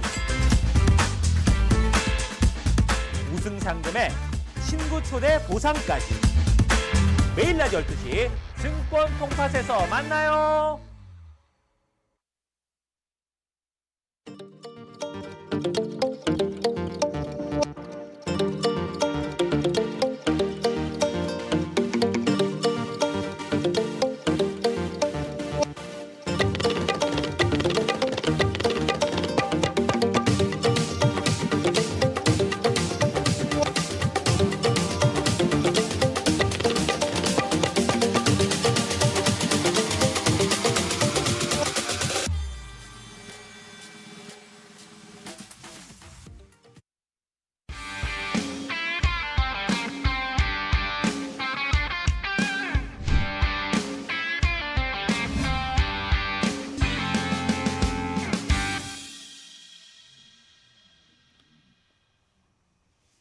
네, 안녕하세요. 이원재입니다. 이원재 끝내주는 경제 4월 2일 수요일 라이브 시작하겠습니다. 푸틴하고 트럼프하고 뭐 사귄다고 그러더니 뭐 그전에는 또 김정은하고 트럼프하고 브로맨스라고 그러더니 요새는 시진핑 푸틴이 또 뭐 가까워지는 것 같다고 하고 이거 어지럽습니다. 우리나라는 지금 정신 못 차리고 대응 못 하고 있는데 그래도 이제 금방 대응할 수 있는 새로운 시대가 올 거니까 어떻게 대응해야 될지 미리 전문가들 모시고 말씀 나누는 시간 갖겠습니다. 이광재 명지대 석좌 교수님 또 나와주셨고요. 그리고 이대식 RIO 인스티튜트 대표님 모시겠습니다. 안녕하세요. 네, 어서 오십시오. 그래서 지금 상황이 제가 지금 묘사한 게 맞습니까? 이렇게 푸틴, 트럼프, 김정은까지 이렇게 이어지면서 뭔가 같이 해보려고 하고 있었는데 지금 또 시진핑이 나타나서 또 푸틴하고 가까워지는 듯하면서 트럼프를 견제하는 듯한 이런 상황 복잡한데요. 설명 좀 해주시죠. 저부터 할까요? 감히 제가 먼저 되겠습니까? 일단 최근에 제가 다른 방송에서 이런 얘기를 한 적이 있는데요. 트럼프가 만든 100일 우크라이나 종전 프로젝트를 보면 3단계로 나눠져 있는데 그 세 번째 단계가 5월 9일에 종전을 선언하는 겁니다. 네. 5월 9일이 무슨 날인지 아십니까? 5월 9일 무슨 날이죠? 5월 9일은 러시아에서 가장 중요한 기념일입니다. 무슨 바로 붉은 광장에서 웅장한 프레이드가 일어나는 2차 세계대전 승전 기념일입니다. 승전 기념일이군요. 트럼프가 100일 프로젝트에서 종전 선언을 5월 9일 날 하겠다. 휴전 선언은 4월 20일로 되어 있습니다. 그건 미국의 부활절입니다. 휴전 선언은 미국의 부활절이고 네네. 종전은 러시아 최대 기념일에 하겠다는 거예요. 이걸 상상을 해보면 지금 김정은이 간다는 얘기 나왔고 시진핑이 간다는 얘기 나왔고 이렇게 되면 트럼프까지 갈 수 있습니다. 붉은 광장에 푸틴, 시진핑, 김정은 그리고 트럼프까지 올 수도 만약에 트럼프의 100일 프로젝트가 이 로드맵대로 간다면 그것도 가능하죠. 제가 이 말씀을 드리는 이유는 우리가 지금 그리고 있는 북중러, 한미일이라고 하는 대결, 이분법적 대결 구도가 더 이상 통하지 않기 때문에 그 구도로 보면 미국하고 러시아가, 중국하고 러시아가, 북한하고 러시아가 이런 식의 행동, 그 만남들이 헷갈리게 보일 수 있지만 만약에 다른 구도로 본다면 충분히 헷갈리지 않는다는 말씀을 드리고 한 팀으로 보일 수가 있다. 그러니까 제가 조금 말이 길어질까 봐 두렵긴 한데 제가 만든 PPT를 잠깐 보시면 저는 이렇게 봅니다. 이 상황을 이해하기 위해서는 조금 PPT 좀 보여주시죠. 네. 이 상황을 제대로 이해하기 위해서는 거리를 조금 두고 볼 필요가 있습니다. 푸틴 왕이 일단 만나는 지금 거. 우리가 얘기하는 것은 미국하고 러시아하고 너무 가까워지는데 어떻게 되나 중국은 했더니 러시아가 또 바로 왕위를 불러서 네. 야 전승기념일에 오는 손님 중에 주비는 중국이야 라고 얘기를 한단 말이죠. 네.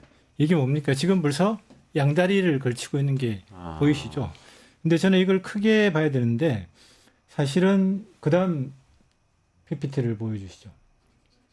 2013년도에 미국의 지정학자 켄트 콜드가 신대륙주의라고 하는 책을 냈습니다. 이게 그 책의 표지인데요.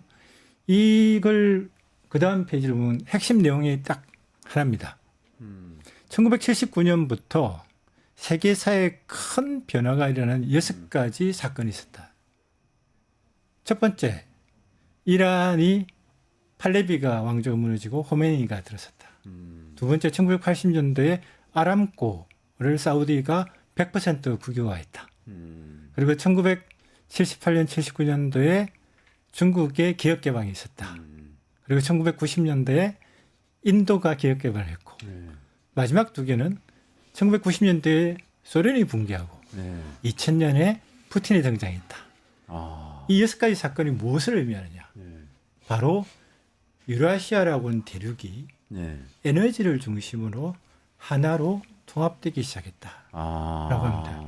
이게 무슨 말인가? 기존에 네덜란드, 영국, 미국으로 이어지는 해양 세력이 주도했던 세계. 그 속에서 해양 세력에 의해서 일종의 어떻게 보면 부차적인 파워에 불과했던 유라시아 대륙의 세력들이 하나로 통합되고 있습니다. 그것이 상대적인 미국이라는 해양 세력의 일극패권의 상대적인 약화와 대륙 세력의 상대적인 강화가 어우러지면서 완전히 새로운 세계의 질서가 만들어지고 있다라는 것을 이 사람은 신대륙주의라고 했고 이것을 미국에게 경고하는 다른 메시지가 있어요. 여러분이 너무 잘 아시는 그 다음 페이지를 보시면 브레젠스키입니다. 미국의 정책을 결정했던 브레젠스키가 했던 말입니다. 미국이 반드시 막아야 되는 국제 질서의 중요한 상황은 이란, 러시아, 중국이 한 몸이 되어 미국에 반대하는 전선을 형성하는 것이다. 브레진스키가 그런 그렇게 말 얘기를 했습니다. 했었어요. 이 상황에 대해서 경고했는데 그게 지금 실현되고 있는 겁니다. 다시 말하면 이 우크라이나 전쟁 이전에 이미 유라시아 대륙이라고 하는 대륙 세력이 통합이 되고 있고 그것이 브릭스의 확장으로 가고 그게 우크라이나 전쟁에 의해서 글로벌 다수까지 합류를 하면서 이른바 포스트 팍스 아메리카나를 만들고 있고 그 중심에 중국과 러시아가 있는 거고요. 그러니까 이 판도에서 보면 중국과 러시아가 미국과 러시아의 관계가 어떻게 된다고 해서 쉽게 깨지고 하는 그런 흐름이 아니라는 거죠. 그 도도한 흐름 속에서 미국의 역할이 달라지고 있고 달라지는 미국과 러시아가 관계를 재정립하고 있다고 보시면 되고요. 그렇기 때문에 제가 그 다음에 보여주는 것처럼 이것을 예측했던 미국의 유라시아 그룹의 회장이었던 이안 브레머가 지제로 시대가 되면 제가 지금 보여드린 건 브릭스로 해서 대륙이 확장되고 있는 걸 보고 있고 그 다음 넘어가시죠. 이른바 러시아에 대한 비난에 참가하고 러시아의 제재에 참가했던 국가들이 극히 일부에 불과하다라고 하는 지도가 되겠습니다. 저 하늘색이 러시아를 비난했던 결의안에 찬성했던 유엔 총회 국가네요. 그다음에 네. 빗금이 친 진한 하늘색이 제재에 참가하는 국가들입니다. 제재 참가 국가들은 아주 극소수로 예. 보이네요. 세계 예. 지도를 놓고 보면. 예. 이렇게 돼서 대륙에 있는 국가들은 대부분 제재에 참가하지 않고 있고 심지어 기권까지 하고 있는 걸 볼 수 있을 수가 있죠. 그다음으로 가시죠. 그래서 이안 브레머가 얘기했던 것은 미국과 중국이 서로 협력을 하게 되는데 다른 여타 국가들이 약해지면 이거는 기투가 될 거고. 우리는 아직도 그런 사고 안에 많은 그렇죠. 분들이 있는 것 같은데요. 근데 우리나라에서. 미국과 중국이 협력하는데 다른 국가들의 힘도 상대적으로 세진다. 그러면 어느 정도 조화로운 국가 질서가 세계 질서가 될 것이고 반대로 미국과 중국이 서로 대립을 하는 상황인데 여타의 국가들이 약화된다. 그렇게 되면 그야말로 냉전 2.0이 되는 것이고 미국과 중국이 대립하는데 여타 국가도 힘이 상대적으로 세워진다. 이렇게 되면 세계는 그야말로 쪼개진 지역별로 쪼개진. 근데 이안 브레머는 네 번째 사분면으로 갈 가능성이 매우 높다고. 쪼개진다는. 예. 이렇게 됐을 때 세계는 지역별로 나누어진 세계로 가고 있고 그래서 이 과정에서 기존의 미국의 공공재로 유지되던 안정이 깨지고 그렇기 때문에 옛날에 아마도 김은수 전 유엔 건축 대사가 하셨던 것처럼 지정학적인 단층선에 있는 국가들 미국의 공공재에 의해서 안정이 유지되고 있던 지정학적 단층선에 있는 국가들로 엄청난 압력이 집중이 되게 되고 우리나라도 거기 속하는 거 아니에요? 그렇죠. 그게 바로 그다음 지도를 보시면 그다음 내려가시죠. 다음 지도로. 네. 예. 일단은 저 밑으로 가니까 조금 이따 말씀드릴게요. 네. 그래서 그 단층선에 보시면 시작이 우크라이나부터 시작해서 하마스, 후티, 결국 대만, 남북, 한반도까지 오게 되는 이게 이른바 지정학적 단층선이 되는 것이죠. 유라시아의 남쪽이네요. 네. 아니, 이광재 교수님 쭉 들으셨는데 하실 말씀 많으실 것 같아요. 국회의원 하시면서 외통위원장도 하셨고 또 그 당시의 상황이 있고 또 지금 상황이 있고. 쉽게 얘기하면은 20세기는 미국의 시대였잖아요. 네. 미국 일극의 시대였는데 일극의 시대를 유지해 나가는 부분의 하나의 큰 전략 중에 하나가 2차 세계대전에 이긴 거고 또 하나는 러시아를 견제하기 위해서 중국을 끌어들인 거잖아요. 응?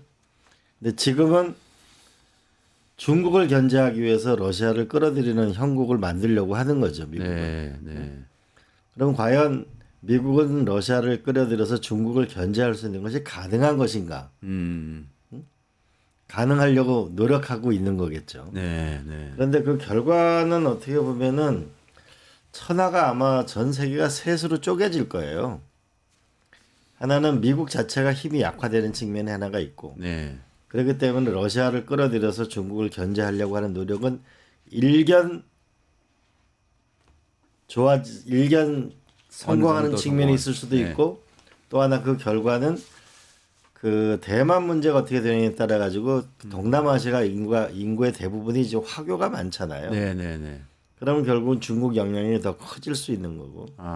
세 번째는 이제 결국은 유럽은 지금처럼 미국이 나가게 되면은 미국과 함께 안 할 가능성이 많잖아요. 그러니까 결국은 미국의 시대가 그 20세기 미국의 시대가 저물고 있는 거고 새로운 세계 질서가 탄생하고 있는 거고. 네. 문제는 우리가 그 안에 있는 한반도가 전쟁의 위협을 갖지 않고 어떻게 생존하고 번영하느냐 이게 핵심 같아요. 지금 말씀은 그러니까 미국하고 러시아가 미국이 어쨌든 중국 견제하려고 러시아 끌어들여서 둘이 가까워지는 이 한 덩어리가 있고 그다음에 중국이 동남아와 대만을 이렇게 영향력을 키우면서 만들어가는 또 다른 한 덩어리가 있고 그다음에 유럽이 따로 한 덩어리 있고 그런데 그 중간에 이제 이 미국이 결국 미국하고 그 미국이 러시아를 끌어들이게 되면 부분적으로 이제 러시아 경제 완전 중국에 지금 거의 뭐 대부분의 중국의 영향권이 있으니까 또 러시아는 그걸 싫어한단 말이에요.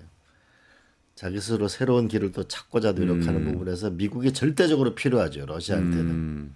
그런 이제 상호 이해관계가 있기 때문에 새로운 세계 질서가 탄생하기 위해서 서로가 서로를 이용하고 있는 측면 아. 저는 그렇게 보죠. 지금 근데 그 만약에 이 말씀대로라면 북한은 어떻게 보면 이번에 우크라이나 참전하고 하면서 참전 뭐 논란도 있다고 그때 말씀을 주셨습니다. 어쨌든 굉장히 러시아하고 가까워지면서 정상회담도 하고 하면서 러시아 쪽으로 이렇게 가는 것 같아 보이잖아요. 어떻게 보세요, 이거는? 지금 그렇게 되고 있는 겁니까? 저는 그렇게 안 보여요. 그건 아니에요. 이제 북한으로 봐서는 어쨌든 핵을 가졌기 때문에 자기 안전판이 있는 거잖아요. 이제 러시아랑 가까이 지내면서 결국은 에너지 문제나 이런 부분이 해결될 가능성이 많아지는 거고. 네네네. 미국하고 러시아하고 잘 지내면은 어떻게 보면은 서울을 피해서 평양과 워싱턴이 만나는 길이 생길 수도 있잖아요. 그렇잖아요. 그리고 또 우리나라에 하나는 패싱하고. 예, 그다음에 중국으로 봐서는 이런 북한을 별로 쓸 수 있는 수단이 없잖아요. 북한을 압박할 수 있는 수단이 없죠. 왜냐하면 과거에는 중국 하나밖에 없었는데 지금은 러시아에서 뭐냐면 일단 자원이 올 수도 있고 네. 그다음에 미국하고 러시아하고 잘 지낸다는 거는 미국이 러시아의 경제 제재를 풀어줄 가능성이 많다는 건데 그러면 북한에 들어가는 거를 반대할 수도 없잖아요. 그럼 또 미국으로 봐서는 또 북한을 어차피 여기서 러시아를 효과적으로 끌어들이려면 북한하고 잘 지내는 게 또 필요하잖아요. 그러니까 북한은 선택지가 넓어진 거죠. 핵도 가졌죠. 그다음에 미국도 지금 대화 파트너로 미국이 트럼프 대통령이 그렇게 얘기하고 있잖아요. 핵 보유국이라고 인정하진 않지만 핵을 보유한 걸 현실로 인정하려고 하고 있잖아요. 네. 그죠? 네네네. 그다음에 이제 북극 항로를 계속 얘기하면 북극 항로가 북한 앞바다를 지나가게 돼 있는데 그럼 북한 정세가 안정화돼야 될 거 아니에요. 네. 그럼 중국은 또 뭐냐면 이 북한을 이렇게 미국하고 러시아로 떠내려는 걸 두고 볼 수는 없잖아요. 그렇다고 제재 수단이 있는 건 아니잖아요. 그럼 결국은 북한은 여러 가지 카드를 동시에 다 가지고 있는 상당히 유리한 형국이 돼 있는 거예요. 저는 그렇게 봐요. 그러니까 한동안은 우리하고 뭐 개성공단 이런 거 하면서 이렇게 남북 관계 굉장히 좋다가 그 끊어지고 나서는 사실은 중국의 북한 경제가 많이 종속됐다 이런 얘기가 많이 돌았는데 지금 말씀하신 건 또 거기서도 독립적으로 그 나가서 문제에 여러 가지 카드를 대해서는 하려고 그런다. 사실 팩트 체크가 필요합니다. 지금 북한이 중국 경제에 많이 종속되었다라고 하는 데이터는 딱 하나입니다. 북중 교역이고요. 북한의 교역에서 중국이 차지하는 비중이 90%다라고 하는 건데요. 그 데이터의 소스들이 굉장히 불안정한 것들입니다. 일단 잘 아시겠지만 구사회주의 국가들, 특히 북한, 중국 같은 경우에 이 교육 데이터들이 굉장히 불투명하고요. 그래서 그 소스들을 체크를 하는 게 굉장히 힘든 데다가 그 교육 데이터에서 특히 러시아가 중국을 통해서 우회해서 들어온 것도 많이 있고요. 그다음에 무엇보다도 그렇게 드러난 데이터도 불안한 데다가 실제로는 비공식적인 교육량이 훨씬 많습니다. 여기에 대해서는 전혀 판단할 때 근거 데이터로 사용되지 않고 있습니다. 여기보다 더 중요한 것은 교육량보다 더 큰 러시아가 현재 북한 내에서 진행하고 있는 거대 인프라 현대화 프로젝트들이 있습니다. 이 프로젝트들이 차곡차곡 진행이 되고 있고요. 최근에는 두만강에서 도로 교량 사업까지 진행이 되고 있고요. 이 액수는 단순하게 규모가 크지 않은 북중 교역량보다 훨씬 큰 겁니다. 더군다나 우크라이나 전쟁 이후에 이미 북한과 러시아 간의 관계는 회복이 됐었고 거기에 방금 총장님께서 말씀하신 것처럼 에너지 이 교역은 상당한 양으로 올라가고 있었습니다. 그렇기 때문에 많은 사람들이 특히 한국에 계신 러시아 전문가들조차도 북핵을 관리하기 위해서 중국이 좀 힘을 쓰라라고 하는데 그건 굉장히 잘못된 판단일 수 있습니다. 더군다나 잘 아시겠지만 북한 같은 경우는 1930년대에 있었던 이른바 그 민생단 사건 그리고 1956년도에 있었던 8월 종파 사건 이런 거에 의해서 기본적으로 중국에 대한 불신은 역사적으로 깊고요. 그렇기 때문에 북한과 중국의 관계에서 북한은 항상에서 회의적인 거리를 두고 있는 상황이고 그렇기 때문에 이걸 기존의 북중 관계가 좋았고 상대적으로 러시아가 열세였다라고 하는 것은 사실은 어떻게 보면 우리가 그렇기 때문에 잘못된 외교 정책을 북한을 둘러싸서 했던 이유가 될 수도 있었습니다. 오히려 러시아를 통해서 갔어야 된다 이런 말씀이신데. 네. 뭐 러시아를 통한 게 아니라 중국과 러시아를 양쪽을 균형 있게 다. 봤어야 됩니다. 균형 있게 볼 필요가 있는 거죠. 네. 근데 이런 부분에 또 우리 세계 질서의 냉혹함인데 6.25 전쟁 당시에 보면 스탈린이 그 소련의 스탈린이 하는 거 보게 되면은 그 외교 문서에서 드러난 거 보면은 결국은 중국하고 미국하고 싸우게 하고 본인은 뭐냐면 동유럽을 먹는 목표로 하는 거죠. 네네네. 그래서 미국하고 중국하고 싸우게 하면 본인은 동유럽을 갈 수 있는 길이 열리는 거죠. 미국이 동유럽을 어떻게 할 수 있는 힘이 떨어지니까 그렇죠. 중국을 분산시키는 견제하느라고 분산시키는 거죠. 그런 전략을 했듯이 지금도 우리가 일방적인 것 있잖아요. 우리가 기본적으로 한미 동맹을 기축으로 하지만은 러시아에 대해서 뭐냐면 적대적 행위를 한다든지 중국에 대해서 막 적대적 행위를 한다든지 이거 매우 어리석은 거라는 거죠. 결국은 다 존재하는 현실에서 여러 카드를 어떻게 가지고 생존 전략을 짜느냐. 우리 비스마르크 보면은 그래서 다선주의 외교라고 하잖아요. 네네네.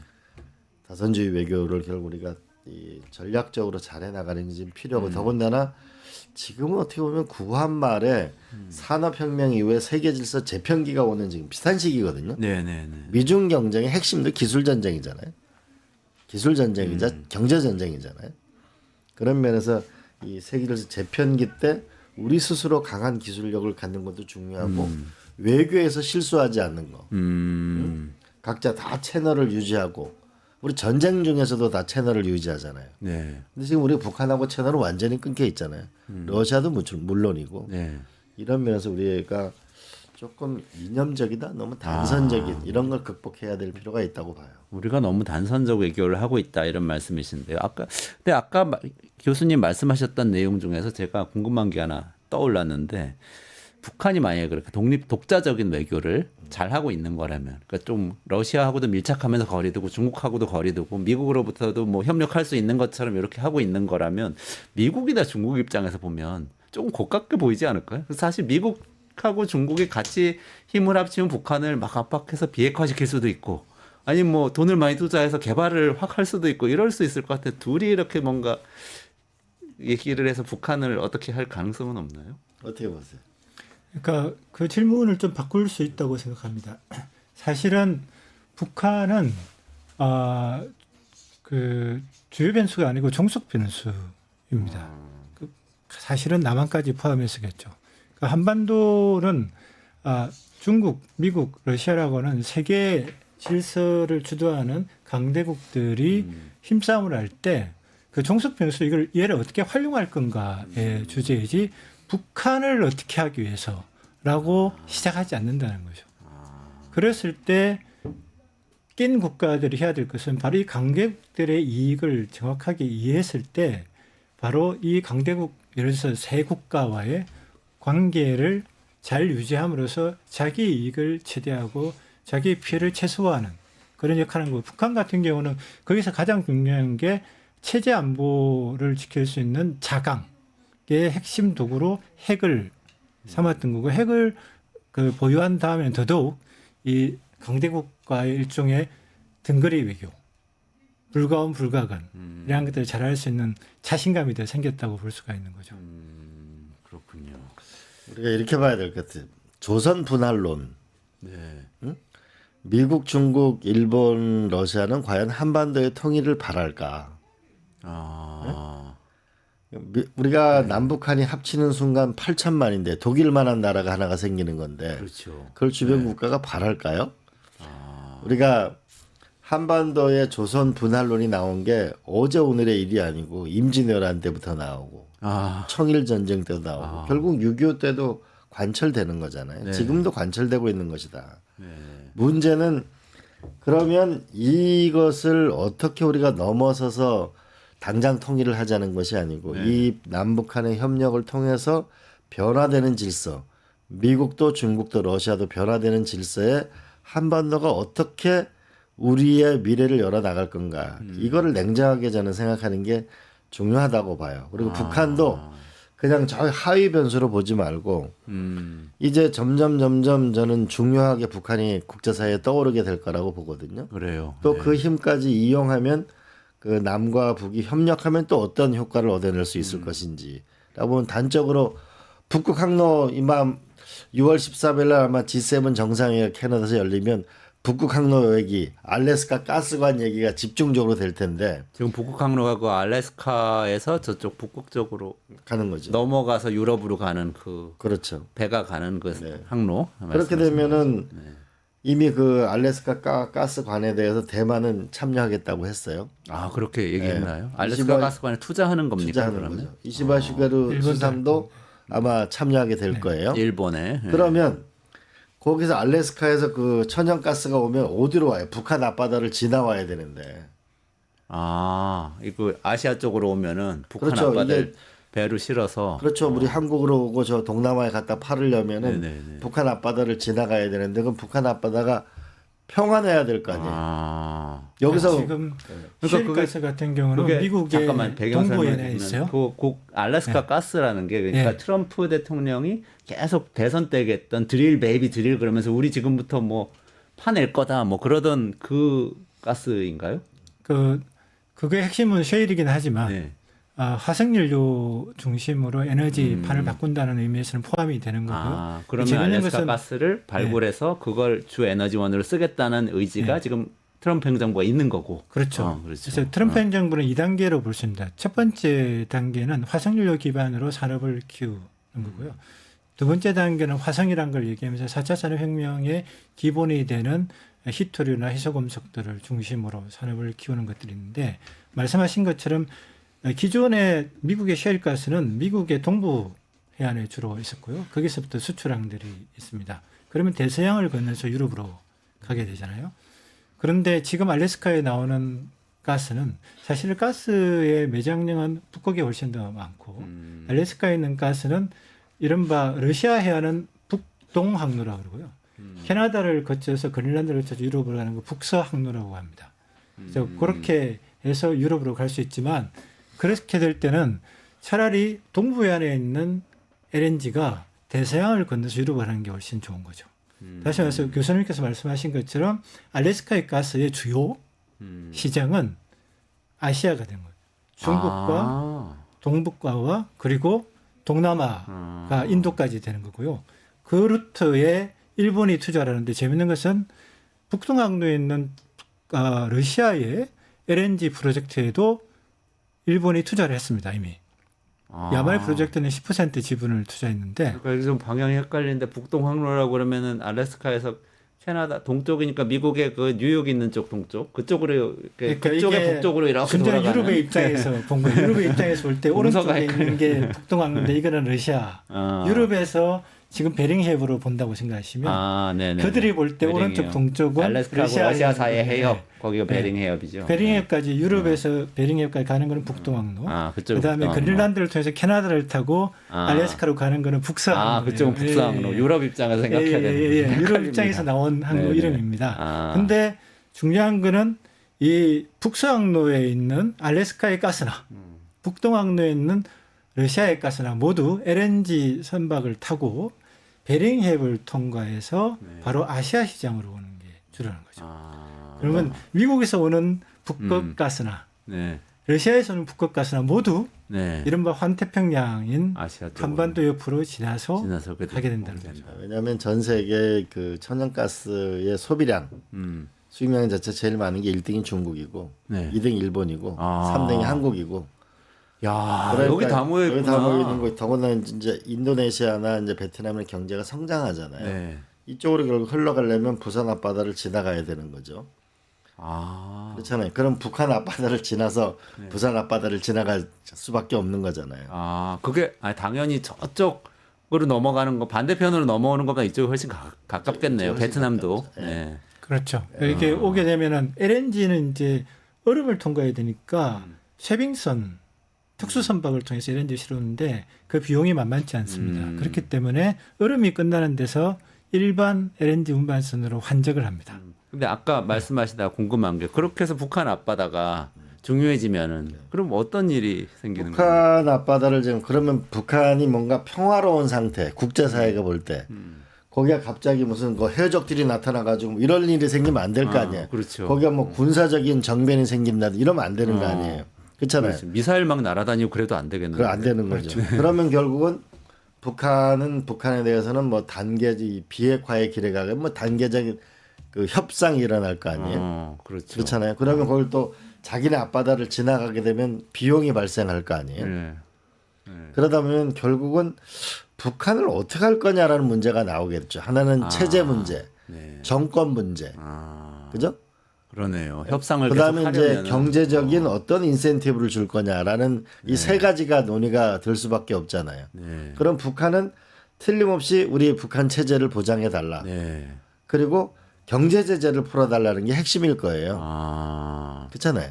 네네네. 그러면은 경제 제재를 풀어주면 어디부터 경제 제재를 풀어줄 건가라면 실마리가 트럼프 대통령이 한 말이 있잖아요. 네. 러시아와 중국과 북한이 있는데 해변가에 콘도 짓기 좋은 땅이 있다. 네. 콘도 케이퍼빌리티라는 말을 쓰다군요. 그 특이한. 네. 그러면 콘도 짓기 좋은 땅이 결국은 원산인 것으로 지금 보이잖아요, 그죠? 원산입니까? 원산. 지금 그 러시아 한번 말씀해 주세요. 미리 좀 얘기를 나눴었는데 네.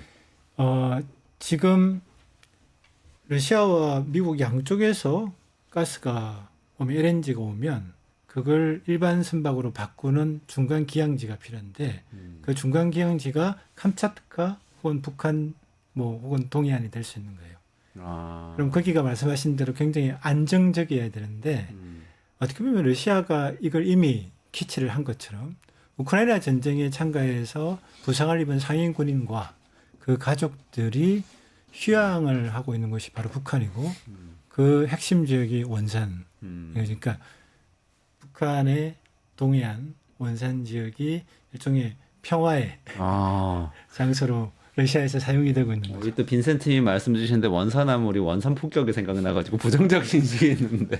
결국은 그래서 제가 이제 한 10년 전부터 일본의 이시바 시게루 수상한테 계속 제가 일본 정신 얘기하는 게 한국하고 일본이 미국이나 저쪽 그 알래스카에서 나는 이런 가스를 공동 구매를 하게 되면 세계 빅 파워잖아요. 그죠? 네. 이렇게 되면은 이 동해안 지역이 평화의 바다가 될 수밖에 없잖아요. 네네. 그죠? 그러면 일본은 서쪽이 미개발 지역이고 한국은 동쪽이 미개발 지역이고 러시아는 극동 블라디보스톡이 미개발 지역이고 미국은 알래스카가 미개발 지역이잖아요. 네네네. 여기에 새로운 뭐냐면 경제 엔진이 생길 수 있는 곳이다. 네네네. 그러니까 이렇게 우리가 풀어나가면 우리가 에너지의 위기를 돈이 있다고 에너지를 항상 살 수 있는 건 아니라는 게 이번에 독일에서 드러났잖아요. 그죠? 네네. 그렇죠. 그러면 에너지 위기도 극복하면서 우리가 평화의 길도 만들면서 결국은 경제적 번영. 이러면 아마 부산은 세계 최대 항구가 되겠죠. 엄청난 기회가 될 수가 있네요. 알겠습니다. 얘기 조금 화제를 바꿔서 우리 어쨌든 이 모든 이야기의 출발이 러시아 우크라이나 전쟁과 관련된 협상 결과가 어떻게 될 거냐 이 얘기였잖아요. 지금 일단 협상이 어떻게 될지 지금 아까 뭐 5월 9일 종전 그런 얘기도 하긴 했는데 지금 뭐 난망한 것 같은 느낌인데 지금 뉴스만 봐서는 이거 어떻게 될지 하고 만약에 그 결과가 이렇게 장기화되게 되면은 지금 말씀하신 여러 구상들이 어떻게 될지 이거 좀 여쭤보고 싶습니다. 일단은 그 한편으로는 2월 18일 사우디아라비아에서 미러 간에 우크라이나 종전 협상을 위한 첫 번째 모임이 있었을 때 그 직전에 그 유럽의 EU의 정보국에서 입수한 러시아의 이른바 9KGB에 해당하는 FSB에 관련된 싱크탱크에서 나온 리포트가 폭로가 됐는데 물론 이 리포트가 정말 러시아에서 만든 건지 아닌 건지는 워낙 지금 하이브리드 전이기 때문에 우리가 100% 확신할 수는 없으나 그 내용에 보면 아주 재밌는 게 있습니다. 2026년 전까지는 우크라이나의 종전은 없을 것이다. 에? 2026년이요? 너무 먼데. 다시 말해 2025년 안에 종전에 이르기는 힘들 것이다라고 하는 게 만약에 유럽에서 정확하게 러시아의 정보국의 자료를 본 게 맞다면 러시아의 입장일 수도 있는 거죠. 이 말씀을 왜 드리는가 하면 러시아 입장에서는 지금 현재 많은 사람들이 러시아 경제가 힘들 거라고 하지만 경제가 굉장히 좋은 상태고 전시경제 이상의 호황을 보여주고 있고 이 상황에서 러시아 자체에서는 이미 전세도 완전히 러시아로 기울었기 때문에 쿠르스크는 대부분 회복을 했고 아주 일부 지역이 남아있고 그것까지 깔끔하게 러시아는 수복을 해야 되는 상황이고 그다음에 돈바스 지역도 일부 지역이 아직 남아있기 때문에 그것도 경계선까지 확장을 하고 싶은 욕심이 있는 상황에서 러시아는 사실 급하지 않다라고 하는 판단을 하고 있는 것도 사실입니다. 여기서 핵심은 러시아가 빨리 미국하고 종전을 하고 경제를 다시 살려야 되지 않냐라고 하는 조바심이 있을 거라고 하는 많은 분들이 하고 있는데 실상 러시아 내에서는 이 부분에 대해서 그렇게 서두는 입장은 아닙니다. 그렇기 때문에 이번이 트럼프가 말한 로드맵대로 정확하게 100일 만에 끝날 것인가라는 부분은 오히려 러시아 같은 경우 공을 미국과 우크라이나에 있든지 넘기고 있는 상황입니다. 그래서 지금 트럼프 같은 경우는 푸틴하고 잘 소통이 되고 있는데 어떤 때는 푸틴이 젤렌스키를 모욕하는 발언을 하는데 안 그랬으면 좋겠다. 통화하겠다. 라는 식으로 하는데 그건 사실은 레토릭 수사에 해당되고 실제로는 이미 언론에도 알려지고 있지만 굉장히 밀접한 러시아와의 관계 회복, 특히 경제 분야의 관계 회복을 하고 있습니다. 저번에 말씀드린 것처럼 사우디아라비아 회담에 1차로 참가했던 실질적인 주인공은 바로 직접 투자 펀드의 회장이었습니다. 즉 맥킨지와 골드만삭스에 근무하고 스탠포드 대학을 나왔던 투자 전문가가 그 회담에 키릴 참여했다고 드미트리죠. 하셨죠. 이 키릴 드미트리가 그 회담이 있은 직후에 다시 큰 직책을 맡았습니다. 대통령 대외경제협력 특사 자기를 얻었습니다. 그러면서 끼리리 한 말이 이겁니다. 이제부터 글로벌 사우스와 미국을 포함한 서방과의 경제협력을 강화시키는 역할을 내가 하겠다. 라고 하면서 바로 뭘 시작했는가 하면 히토류, 러시아 내인 히토류 매장량이 세계 20%인데 러시아는 자본과 기술이 부족하기 때문에 채굴 비중은 0.6%밖에 안 됩니다. 이 부분의 기술과 자본을 미국 기업이 투자해라라고 하는 제안을 구체적으로 했고 이미 미국 기업 관심을 보이는 미국 기업이 있다는 발언까지 하고 있고요. 그리고 주로 미국 상인들이 기업가들은 주로 미국 상공회의소에서는 대러 제재 완화를 위한 백서가 만들어지고 있습니다. 근데 그러면 그런 상황이면 어쨌든 러시아는 전쟁을 안 끝낸 상태에서 미국 투자도 유치하고 경제 제재도 풀고 이거 다 할 수 있다고 생각한다는 말이죠. 다시 말하면 러시아 같은 경우는 서둘지는 않되 실질적으로 미국과의 협력을 할 수 있는 스텝을 차곡차곡 밟아가고 있기 때문에 이게 어떤 발언의 문제라든지 이런 표피적인 거에서 흔들리는 관계는 이미 아닌 상황이 되고 있는 그러면 조금 천천히 가긴 하지만 종전과 경제 제재 해제 뭐 네, 이거는 관계 개선은 가고 있을 것이다. 이렇게 그게 진단을. 실제 그리고 심지어 프랑스 파리에 있는 유네스코 본부에서는 유럽 애들은 그러니까 미국과 러시아 애들끼리 만나고 유럽 애들은 만나지도 않는다고 이렇게까지 있습니다. 그렇게 되고 있다. 밀착하고 있다. 어떻게 보세요? 기본적으로 진행되면? 미국은 우크라이나 전쟁을 끝내겠다. 더 이상 돈을 안 주겠다 이거 아니에요? 네. 공화당 지지자의 대부분, 네네네. 민주당 지지자는 말할 것도 없고 네. 민주당 지지자 중에서 38% 정도가 더 이상 돈을 주지 말자니까 사실은 전비를 안 들여야 되잖아요. 네. 전비를 안 들이는 방법은 전쟁이 빨리 끝나는 방법밖에 없는 거죠. 근데 전쟁을 빨리 끝내는 방법은 현재 러시아가 우크라이나를 봐서는 피눈물 흘리는 일이지만 현재 러시아가 갖고 있는 우월적 지위를 인정할 수밖에 없는 거잖아요. 그렇잖아요. 그렇죠. 그러면 이 상황 자체가 시간이 지나면 지날수록 그 미국이 만약 안 도와주는데 유럽 전체가 나서가지고 그 전쟁을 수용한다? 그거 불가능하잖아요. 그럼 결국은 시간은 러시아 편에 있는 거고. 그러나 이거를 막연히 러시아에게 주도권을 넘겨주는 것만 그렇게 미국은 하지 않을 거 아니에요. 결국은 우크라이나 갖고 있는 그 히토리나 이런 자원 자체를 개발해서 결국은 거기서 경제 부흥을 일으켜주겠다고 또 해야 우크라이나 국민들도 경제가 일어날 거 아니에요. 그러니까 결국은 강대국이 지금 포크를 들고 어떻게 보면 우크라이나를 국민들이 굉장히 고통스러운 상황에 있는 거죠. 이게 현실이라고 저는 생각해요. 그런 면에서 우리가 지난번 트럼프 대통령하고 젤린스키 대통령의 회담을 보면서 이게 국제 질서라는 게 냉엄하고 이게 남의 일이 아니다. 그러나 전쟁은 끝날 수밖에 없을 것이다라고 생각하죠.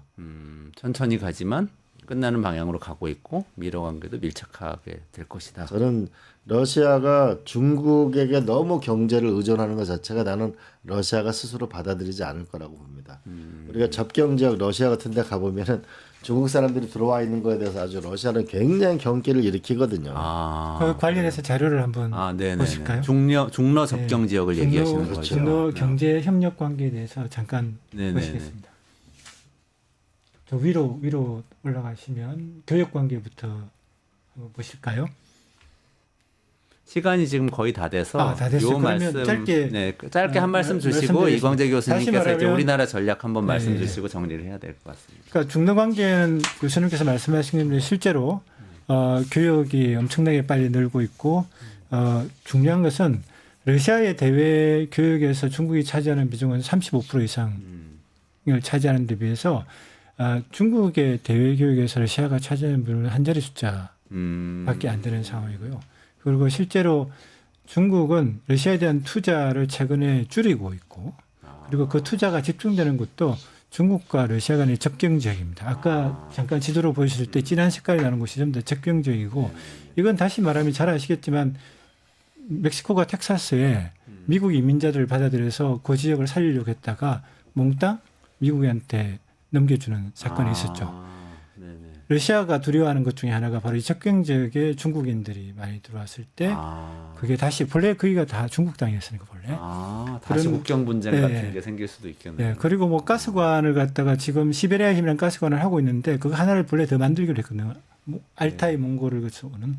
근데 그거에 대해서 중국이 가격을 네. 러시아 국내 가격으로 해달라고 하는 말도 안 되는 후려치기를 하면서 러시아가 굉장히 자존심에 상처를 입고 있고 그러니까 여러 가지 면에서 러시아는 지금 옵션이 없기 때문에 중국과의 경제 협력을 하고 있으나 네. 실제로는 자원을 거의 수탈당하는 자원으로 되고 있기 때문에 이걸 사실은 다각할 필요가 있는 거고 그게 미국이 굉장히 중요한 파트너가 될 수 있는 거죠. 가까워질 수밖에 없네요.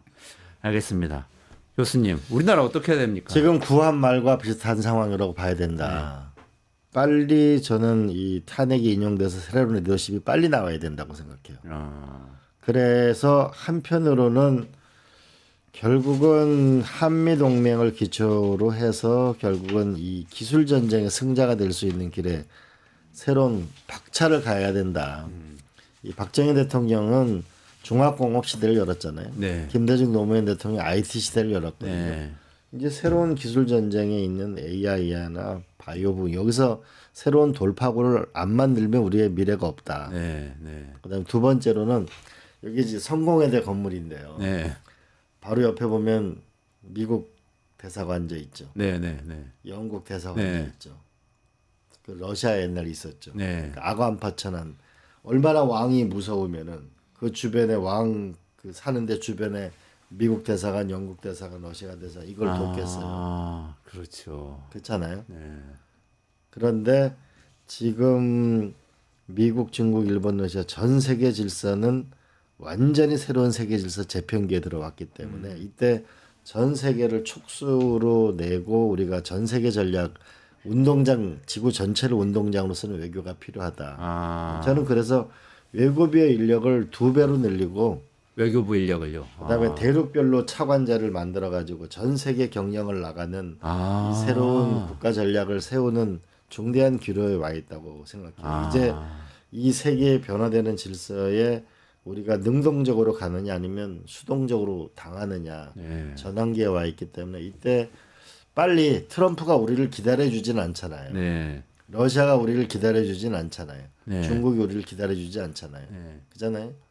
그런 면에서 저는 빠른 시일 내에 내일 모레 새로운 리더십이 탄생할 수 있는 전기를 네. 꼭 마련해야 된다. 경제를 위해서, 안보를 위해서.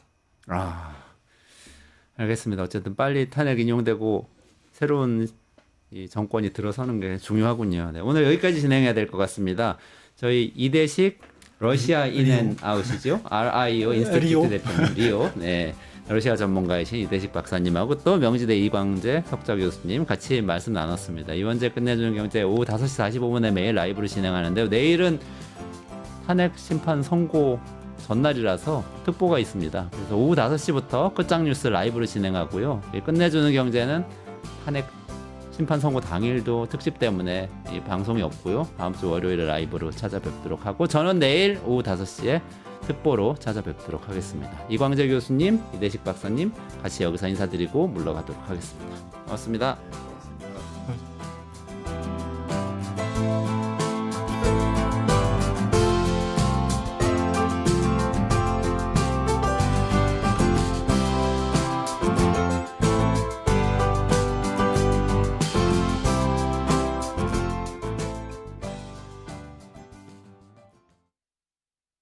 뉴스토마토 K평화연구원이 12.3 내란을 막아낸 시민영웅 1000명 찾기 프로젝트를 진행합니다. 비상계엄 선포 이후 국회, 광화문, 남태령, 한남동 공관, 헌법재판소 등지에서 내란을 막고 탄핵소추를 이뤄낸 시민영웅 1000명을 찾아내 대한민국 민주주의의 역사로 기록하고 시상의 본보기로 삼음으로써 민주주의를 더 널리 확산하기 위한 프로젝트입니다. 이 과정에 직접 참여했거나 참여자를 추천해 주실 분들은 우측 제보하기 QR코드나 아래 메일로 추천 및 제보해 주세요. 민주시민 여러분의 많은 참여 바랍니다. 뉴스토마토 K평화연구원과 함께 해주실 분들의 추천 제보 및 후원을 기다립니다.